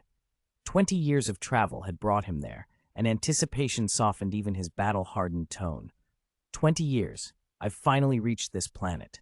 3 figures stood behind him. The first, an octopus-like alien, spoke respectfully, and with a note of doubt in his voice. Can that planet called Earth truly live up to the prophecy? Will it meet your expectations, Lord Boros? A second, with a humanoid body, but a head like a fanged green Venus flytrap and arms that resembled snapping mouths, sneered. There is no life form in this universe that can rival Lord Boros. A planet full of low-level beings like that, hardly worth mentioning. He glanced at the third. Don't you agree, Melzargard?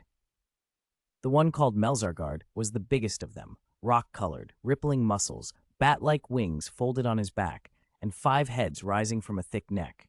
When he spoke, each head voiced the words as if in multi-part harmony. Gribas is right. No one in this universe can contend with Lord Boros. Even if there are powerful life forms on Earth, they will be at most comparable to us. Jerryganshoop, Groribas, and Melzargard spoke together with unshakable confidence. There is no species capable of opposing the dark matter thieves, and none that can stand against the universe overlord, Lord Boros.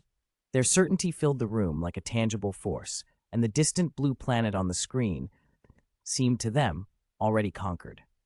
Chapter 55, Invasion Begins.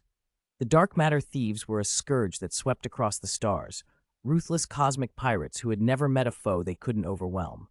Their fleet was more than a band of marauders. It was an army. Fighters, support, logistics, and 3 terrifying apex warriors who towered above even the most fearsome combatants. Jerryganshoop was an octopus-like alien and a master of psychokinesis. He could speak telepathically and sweep enemies aside with thoughts powerful enough to bend gravity. Groribas resembled a carnivorous plant and breathed a corrosive acid so potent it could melt flesh and metal almost instantly, deadlier than any venom. Melzargard was a demonic, 5-headed terror. Each head bore its own consciousness, and his cells obeyed his will, allowing him to split apart, rearrange his form, and regenerate endlessly. Each of the 3 was a disaster-level dragon in his own right. Above them all stood the one-eyed conqueror in armor, Boros, the leader of the dark matter thieves. He listened to the reports from his 3 supreme lieutenants, then lowered his head and spoke at last.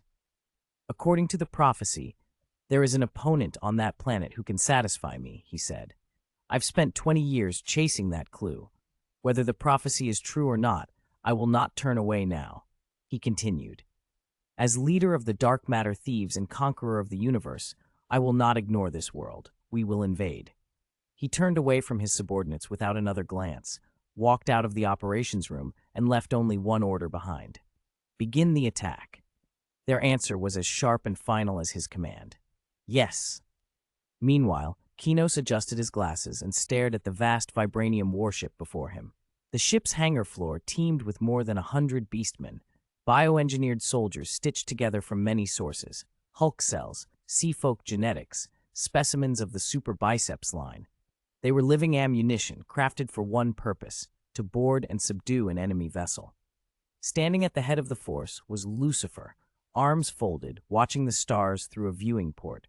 Mosquito Girl, Kinos, and Wesker hovered at his side.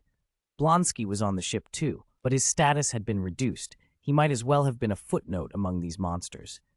Lucifer's supervision had already found the dark matter thieves' ship. Kinos had no doubt now. The invasion was real. Lucifer turned to them with a plan. Their leader is extremely powerful, and 3 extraordinary lieutenants flank him. I'll take them. Kinos, Wesker, you 2 deal with the rest. Yes, father, came one quick reply. No problem, Mr. Lucifer, another added. Kinos' eyebrows lifted in surprise. He hadn't expected Wesker to be Lucifer's son. Under Lucifer's command, the vibranium vessel, its hull reinforced with a layer of tyrant cells forged by Lucifer himself, accelerated. Those tyrant cells were harder than almost anything known, close to the mythical original adamantium in durability. The captain, Black Emperor, drove the ship straight at the dark matter thieves' vessel as a battering ram. The collision happened in the silence of space, but the impact screamed. Hulls groaned, the 2 ships locked together and then separated in a shower of sparks. What is that? We're under attack. Confusion erupted through the dark matter thieves' ship. Attack? From Earth? That's impossible. We were told that planet was primitive, another voice cried. They scanned. Their sensors picked up nothing. Vibranium naturally cloaked signatures. Its stealth properties meant the invaders had been invisible until they struck. It was an audacious play. Close-quarters boarding was risky, but it was the only way to avoid being vaporized by long-range weaponry. Deploy the Beastmen, Lucifer ordered.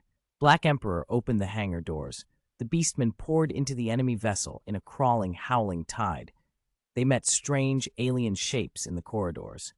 Tentacles and synthetic limbs struck first. Before the dark matter thieves' fighters could react, the bio-creatures battered them into submission. Barbed tendrils pierced alien hides and injected thick anesthetic compounds. A cocktail meant for Earth biology didn't translate harmlessly. Many alien physiologies collapsed under dose or showed allergic reactions. Lucifer had designed the tactic to act as an immediate triage: knock down, classify, and contain. We're under attack. Could the prophecy be right? Geryuganshup muttered, confusion rippling through his telepathic voice. His units were competent, and he had expected superior sensors to notice intruders. Yet these attackers had come fast and invisible, and the ship's fighters were being drawn into close combat. Kinos watched the tactical feed intently. Their reaction speed is unusually high, he said, parsing the data. Is that due to the biological augmentations on board our ship? Wesker was already with the Beastmen, moving through the corridors. The boarding fought down the hallways in chaotic bursts when the first counterattack erupted. A figure ripped through the wreckage with the force of a meteor. A concussive blast detonated at point-blank range. One of the Beastmen exploded. Flesh and engineered tissue shredded outward in a crimson fountain. Silence fell for a heartbeat that felt like an absolute. As expected when you face aliens, losses happened fast, Kinos said, grim. There had been only about 100 Beastmen to start with. One had already been torn apart. The boarding was underway, but the dark matter thieves were dangerous, and this battle had only just begun. Containment! Containment! Lucifer's hand closed around the alien who had just one-shotted a beastified soldier. If he kept killing like that, Umbrella Corporation's losses would be catastrophic. He glanced down at the intruder. You weren't in the original plan, but you're dragon level. Not bad. He'd thought the Monster Association might be only a little weaker than the dark matter thieves. Now, he wasn't so sure. 3 of the top combatants here were clearly above dragon level. The Great Octopus and the 2 fighters Saitama had vaporized with a single punch, probably dragon level at their peak. The Great Octopus might even be stronger. Dare to invade our ship? Go to hell, Lucifer muttered. Another alien swung at him, a massive crab claw for an arm. Lucifer's eyes monitored it coolly. Also dragon level, he said under his breath. He slammed the first alien into the deck with both hands. The floor cracked, the creature went limp, dead. Its body, however, remained intact within a shimmering biological force field and was tossed aside for the beastified soldiers to secure. The crab claw alien lunged again. Lucifer grabbed the claw, then saw spikes erupt all along it. Ha! Fell for it, the spiked alien crowed. Lucifer's index finger slid through the creature's skull before it had a chance to gloat. Always make sure your enemy is actually dead before you start celebrating, he said, without looking surprised. Then an extraordinary disturbance blew through the battle, something powerful announcing itself with all the subtlety of a hurricane. Ooh! Gorobas was first, growling and surging forward. His charge crushed the rubble beneath him and sent ruins skittering behind him in a torrent of wind and debris. Melzergaard's body twisted like moving mud, splitting into 5 distinct forms that streaked through the air like jet fighters, wings fluttering and whistling as they dove. Lucifer's expression hardened. Capturing either of them alive would be difficult. Gorobas could be killed and left largely intact. His body would still be useful for study. Melzargard was another story. Destroy his 5 orb-like heads, and his tissue would simply degrade into nothing. Research impossible. They had to be preserved. Gorobas opened his maw and spewed a corrosive acid that hissed through the air, burning as it passed. Ordinary S-class heroes, Puri Prisoner, Tank Top Master Zombie Man, would have melted on contact. Lucifer's eyes went red and he unleashed heat vision. The acidic stream vanished midair, not even left as vapor. "What?" Gorobus snorted in disbelief. "Is that all? That's your best trick?" Lucifer's voice sounded behind him. Gorobus spun and took Lucifer's punch full in the chest. The blow shattered his defenses and dealt catastrophic damage, leaving him almost paralyzed. Even with a powerful regen, he couldn't recover quickly. Melzargard snarled at how fast Gorobus fell and, relying on his immortality, surged in to grapple. If he could hold Lucifer, he could shred him down through attrition. Lucifer inhaled and exhaled, and a freezing gale roared out, freezing breath. The cold struck Melzargard dead on. The five bodies stiffened so rapidly they couldn't even struggle. Lucifer had been prepared. Melzargard's malleable, clay-like physiology meant outright destruction was unacceptable. Freezing him solid would render him harmless and preserve his tissue for study. Once frozen, molecular motion would be negligible. Escape was impossible. Lucifer resumed his advance, knocking down anything that stood in his path with a single brutal strike. Even the beastified soldiers trying to secure the captured aliens were having trouble keeping up. Then a ripple of shock spread through the battlefield. The great octopus, Jeryugan Shoop, had emerged. Jeryugan Shoop's psychokinesis struck like invisible razor winds. The ship's interior groaned and crumbled where his power met Lucifer's. Lucifer's biological force field met those invisible blades. The two forces tangled like unseen tentacles, ripping the surrounding structure to dust. "Sorry, I'm not letting you destroy this ship," Lucifer said. "I still want to study its power source." Jeryugan Shoop increased the pressure, psychokinetic knives trying to shred Lucifer apart. Lucifer didn't flinch. He activated Kryptonian super speed and accelerated to dozens of times the speed of sound. The supersonic assault shattered Jeryugan Shoop's psychokinetic shield with a thunderous crack. Lucifer closed and seized the octopus by the neck, only to be wrapped by writhing tentacles. "Don't get cocky, inferior being. I am the universe's #1 psychokinesis master," Jeryugan Shoop bellowed, throwing psychokinetic force at Lucifer, bending him with invisible pressure. Under the assault, Lucifer stooped a fraction, but his biological force field pushed back. Jeryugan Shoop blinked, bewildered. He'd always considered himself peerless in psychokinesis. He hadn't expected an opponent who could not only match his mind powers, but also neutralize them. He couldn't tell biological force field from psychokinesis. If he had, he might have avoided directly opposing Lucifer. The Kryptonian's field functioned like a unified law over local physics. Within it, a Kryptonian could bend and override rules, even to a degree that looked like reality alteration. Lucifer tightened his grip. Under the counterforce of his field and strength, Jeryugan Shoop's resistance crumpled. Once subdued, the octopus was sealed and placed into a vibranium containment box. 57. Boros is angry. The Dark Matter Universe pirate group was in a state of stunned confusion. The current turn of events had veered far outside their usual expectations. In past raids, they followed a predictable pattern. First, they disabled a planet's orbital observation equipment. Then Melzargard, the alien that could split into 5 bodies, boasted near-infinite regeneration, and adapted to any foe, would descend to clear the skies.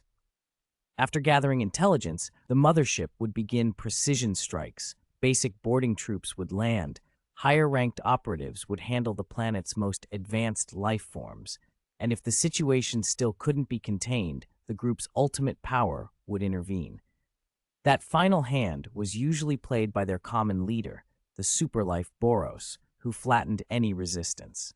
Lucifer, cutting a path of slaughter ahead of them, paid little attention to the commotion behind. He had been impressed by the dark matter pirates. Since landing, he'd already faced nearly 10 dragon-tier creatures, not counting 3 top-tier fighters, and well over 100 ghost-tier opponents. If he could capture all of them alive, he'd be set for profits for years. He turned a corner and stopped dead. Before him loomed a gargantuan alloy door, hundreds of meters tall and 100 meters wide. Circuit-like etchings ran across its face, and at the central seam, a single carved eye caught the light. This had to be Boros's chamber. The door swung open. The black patterns along its upper edge glowed faintly. Then the carved eye pulsed with blue light. Lucifer stepped inside and saw a vast, sparsely furnished hall. At the far end, a multi-tiered dais held a massive throne, and on that throne sat Boros. He looked broadly humanoid, save for a shock of striking that oddly elegant afro hair and a single horizontal eye that took up much of his face. Black markings radiated from that eye. He wore an exaggerated suit of armor with two protruding shoulder spikes, one long, one short, that seemed to grow from his skeleton. His lower garments were wide, alien trousers, and a white cape hung from his shoulders. "Welcome to my ship," Boros said coolly, arms folded. Then, with a light tap of his foot, he leapt down from the 10-meter-high platform, landing with almost no sound. He carried the weight of centuries of conquest. For hundreds of years he had roamed the cosmos, pillaging over 1,000 planets and sacking several interstellar coalitions. No one had ever defeated him. The dark matter pirate strategy for prey-less worlds was brutal but efficient. Topple the strongest native life forms, sell the population into slavery, and strip the planet of resources. Sometimes a planet's own consciousness seemed to favor certain powerful defenders, gigantic, highly intelligent, fully evolved beings who would rise to resist invaders. Boros himself had ended up on the wrong side of planetary wills more than once. "Before we fight," Boros continued, stepping down from the dais, "let me introduce myself. I am the leader of the Dark Matter Universe Pirates, the Overlord of the Universe, Boros." "The Overlord of the Universe?" Lucifer's interest piqued. Boros's chest swelled with pride. "For 20 years," he went on, "my crew and I have chased a prophecy to reach here. My men thought the prophet was lying at first, but this planet has made us uneasy." It seems he was cut off. "Wait a second," Lucifer said. "Quick question." Boros inclined his head. "What is it? You claim to be Overlord of the Universe? Does your ship do space jumps? Does it take you 20 years to get somewhere?" Boros blinked. "So you can't do space jumps," Lucifer concluded. "Then your operational range is probably limited to a single galaxy. Can your ship travel faster than light?" Boros flinched but said nothing. "Not even at light speed, huh? That makes your range smaller still. What about lifespan? We measure time differently on Earth. How long do you live?" 400 years, Boros said immediately. "Our species has grown through countless battles." "Only 400 Earth years?" Lucifer interrupted. "Then you're short-lived. You probably haven't even covered a third of the Milky Way, and without cryosleep or something to bridge the travel time, if you went between galaxies, you'd die halfway through. How can you claim to be the Overlord of the universe? At best, you're the Overlord of a region of the Milky Way." Boros grit his teeth. "I have ruled thousands of planets and destroyed dozens of advanced civilizations." Lucifer smiled, dismissive. "Do you know how big the Milky Way is? Even our limited observations show it contains 100 to 400 billion stars, countless clusters, nebulae, and interstellar clouds. Even if only one planet in a million develops life, that's still unimaginable numbers. Your thousands of conquered worlds and dozens of civilizations are no more than grains of sand in this sea of stars." Boros opened his mouth to retort, but found no argument that could stand against that simple cosmic scale. His face burned with embarrassment. "That's enough," he snapped, anger flaring. "I didn't come here to be lectured." His hand tightened into a fist so hard the armor creaked. Pride wounded, Boros made a decision with the instant clarity of rage. "You humiliated me," he said, voice low and deadly. "Now I will destroy your planet." He would make the one who dared to belittle him pay first. 58. One punch stops the storm. Boom, boom, boom. White-hot air currents tore through the plaza as Lucifer's gaze locked with that single monstrous eye. It was a gaze full of bloodlust, belligerence, and cool indifference, the purest expression of fighting intent. Lucifer's voice was soft. "My apologies. I'll have to stop you now." Boros unleashed a cataclysmic strike, an attack that shook the ground like an earthquake. The blow landed where Lucifer stood. Then Lucifer's figure vanished. Bang! Crackle! Metal screamed as if being torn apart, and in that instant, Lucifer's fist connected with Boros's left abdomen. The crunch of armor breaking mixed with the roar of displaced air. The two sounds melded into one. Boros was hurled backward and smashed into a colossal pillar at the edge of the plaza. For a few suspended seconds, with dust and flying fragments clouded the scene and the course of the battle hung in the balance. Boros slowly pushed himself out of the stone, his upper body armor shattered away by the impact. In the center of his chest, another single eye opened. He spoke without hurry, as if a restraint had been lifted. The armor I wore to seal my excessive power, it's broken. His calm words were the prelude to a sudden, terrifying transformation. The black patterns covering his body flared to life. His limbs lengthened, his muscles swelled and fused into an armor-like covering. His whole body darkened to a deep, almost black blue. Energy pulsed inside him. Merely taking a combat stance generated a fierce gust. The blast of wind and pressure ripped out in a circle around him, kicking up dust and cracking the alloy floor into spiderweb fractures. The punch had done its work. A massive, nearly half-depth fist-shaped dent marred the left abdominal plate of Boros's newly formed armor, aligned perfectly with his muscle lines, as if someone had tried to punch clean through him. Yet in a breath, the wound knitted itself away. No trace of damage remained. The regeneration was immediate.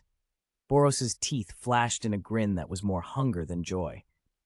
"You see," he said, with the hard streak of someone tempered by endless survival, "my race fights to survive on brutal worlds. Our healing is among the best in the universe." He speculated without pretense. His species' natural healing, physical capabilities, and latent energy were exceptional. What would be fatal to most could seal up within seconds for them. He had conquered countless planets, and the brutal lessons of survival had tuned his combat instincts into razor-sharp, practical methods. Supported by his superhuman physiology, he had seldom encountered anything that dodged or withstood his blows. Lucifer, however, gave no indication of supremacy. It wasn't that he didn't understand. He simply hadn't used his molecular destruction punch. Had he done so, he could have pulverized Boros outright. Still, with his sealing armor gone, Boros' speed leapt past the sound barrier, and his strength and toughness rose to new levels. He came on like a diving fighter jet, simple, relentless, and devastating. Boom! Each impact threw up blinding white air. Bang after bang, their fists collided in a dozen precise, near-perfect exchanges. There were no fancy tricks, only flawless execution, angles, timing, vectors, and the way each strike sought a seam in the other. Hundreds of rapid collisions blurred the details into a continuous storm of force. The battle shook the ship to its foundations. Load-bearing pillars collapsed and aftershocks rattled other decks. Everyone aboard knew now. Lord Boros was locked in a titanic fight with a superhuman from Earth. "I haven't felt something like this in a long time," Boros laughed, ecstasy bright in his voice. "I'm going all out. Don't you dare die on me." He flexed, sending a surge of blue power through a grotesquely twisted arm that then snapped back to shape. Lucifer assessed quietly. The pressure Boros radiated now didn't feel quite as overwhelming as the threat Vaccine Man had become at his peak. Boros planted himself, energy bulging around him like a 1-meter storm. The chest eye flared to a blinding intensity. "Now I'll unleash the full power inside me. Anyone who touches it—" He didn't finish the sentence. His grin finished it for him. "Will be utterly annihilated. This is my final attack." A searing blue star of energy formed in Boros's chest eye and then erupted into a world-shattering beam, a screaming lance of destruction that began to tear the air itself. Impressive. Lucifer tightened his fist and punched out. Just as in the tale where Saitama had shattered the collapsing star-roaring cannon with a single blow, Lucifer met Boros's ultimate attack with one clean, decisive punch and scattered the cannon blast into nothing. The ship groaned and tore as the blast swept across its hull. Turrets, sensors, and comms arrays, everything atop the cruiser, were vaporized by the shock. Lucifer's punch had scattered the energy cannon and, still carrying full momentum, driven straight into Boros. The dark matter general's form exploded. How could this be? Not only did he disperse my junk shot, but he shattered my body. From the smoke, a bright blue light flared. Boros, who a moment ago had been torn to pieces, knit himself back together. His skin flushed pink, and a wave of energy swept the air clean of dust and debris. The crippled ship lurched. Boros had gone feral. He had come intending to recruit Lucifer into the dark matter pirates, but after this fight his crew was decimated and decades of travel were gone. The cruiser was tumbling toward this primitive planet. Stranded here, he would be trapped for 100 years. This had to be stopped. Boros unleashed everything. Using his body as a reaction mass, he pushed with raw energy and broke through atmospheric limits, speeding into a meteoric burst that outstripped the sound and heat barriers and even breached first cosmic velocity. No living thing should have been able to stop an assault formed of such pure force and speed. Even if the opponent dodged with super speed or activated some defensive device, Boros was sure the combined power would be irresistible. The impact came with a resonant boom, and then an impossible confirmation. The blow had been stopped. He blinked in disbelief and, faster than thought, launched a second close-range strike. Lucifer took that hit. The Kryptonian's own super speed equaled Boros's meteoric burst, and, augmented by a bioelectric aura, Lucifer accelerated cleanly to hundreds of times the speed of sound without tearing the planet apart. The second blow landed. A fist-sized wound opened in Boros's chest. When he'd entered meteoric burst, Boros's vision, breath perception, and energy sensing had been pushed to an unprecedented edge. Everything within 1,000 meters should have been observable to him. He had watched Lucifer retract his fist and realized, with a shock, that his opponent's speed and timing had been even more precise than his own. The damage didn't require a special energy infusion. Boros's healing would normally close it at once, but the pale pink superbody ruptured in midair. Boros had been overwhelmed. He reformed moments later and, freshly wary, floated back on the wind, mind frenzied. "Incredible," he rasped. "This planet actually has such a powerful representative." Boros thought about planetary representatives. Usually a planet's champion was simply the strongest life form forged by natural selection. Sometimes, a world's will could engineer a perfect organism out of blended genes, physically dominant and entirely obedient to the planet, like the vaccine man Lucifer had faced before. And in rare cases, the planet's will would attach itself to an individual, greatly amplifying their inner energy rather than their raw physique. That seemed more common on war-threatened or dying worlds. This primitive world should have been in the first category, hardly the sort to produce a monster like this.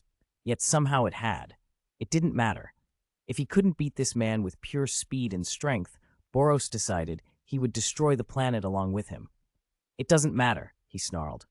"I will release all my energy and obliterate you and this world."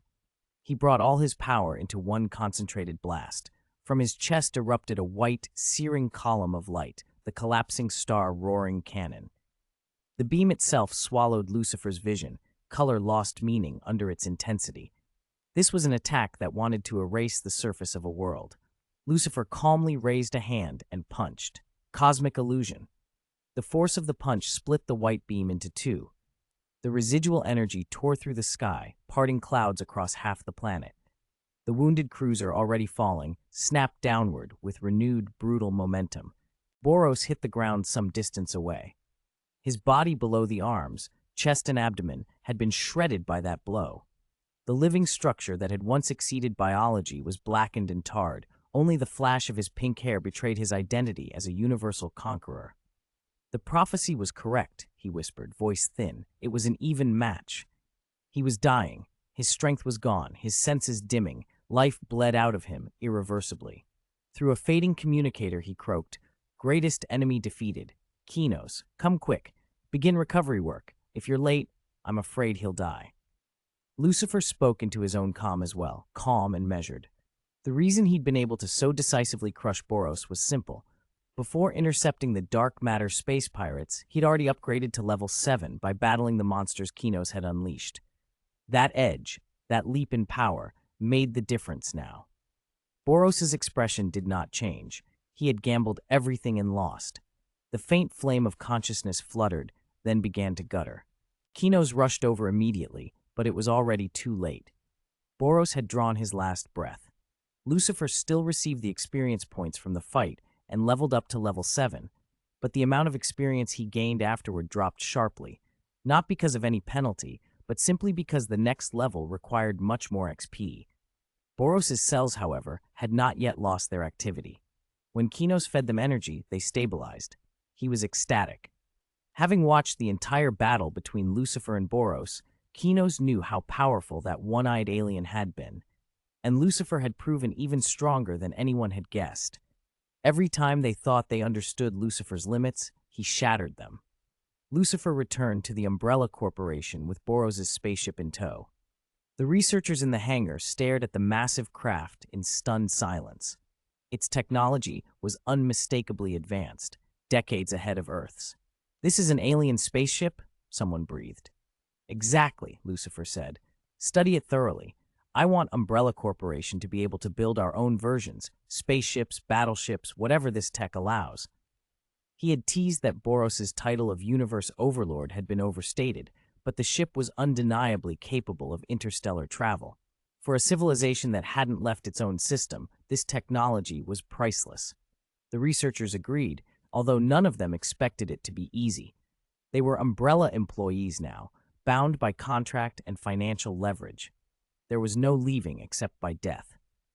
Lucifer then went to see Dr. Kinos. He was more interested in research progress than trophies. He'd already felt the benefit of leveling up from 6 to 7. He could now fell a level 6 version of himself with a single punch. If Kinos could mass-produce dragon-level creatures or anything stronger, Lucifer could push to level 8 quickly. Kinos gave him the bad news. It was unlikely. He'd built something similar to Child Emperor's power testing mask, but every time it was used on Lucifer, the device exploded. That was frustrating. Dragon-level specimens were rare in any case. They had managed to mass-produce demon-level beast people, but Kinos wasn't satisfied. Those creations were stable, but lacked real potential for evolution. He didn't want incomplete products. On the plus side, Kinos' cloning techniques had reached an almost bizarre level of refinement.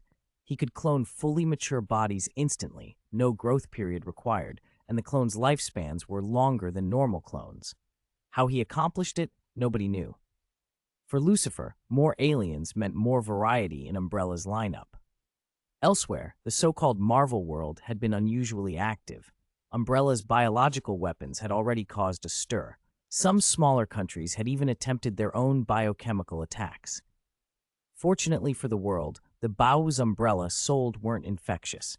At worst, they caused panic. Still, the incidents had attracted the attention of the United Nations, or more precisely, the 3 major powers on Blue Star. Even knowing Umbrella was the source, no international treaty had been hammered out to restrict these weapons. Treaties take time, and if most nations don't recognize them, they mean little. Besides, superpowers like America and Russia had incentives to keep such tools at their disposal. Until a ban was in place, who would not use them? Back at Umbrella, the product lineup itself had shifted.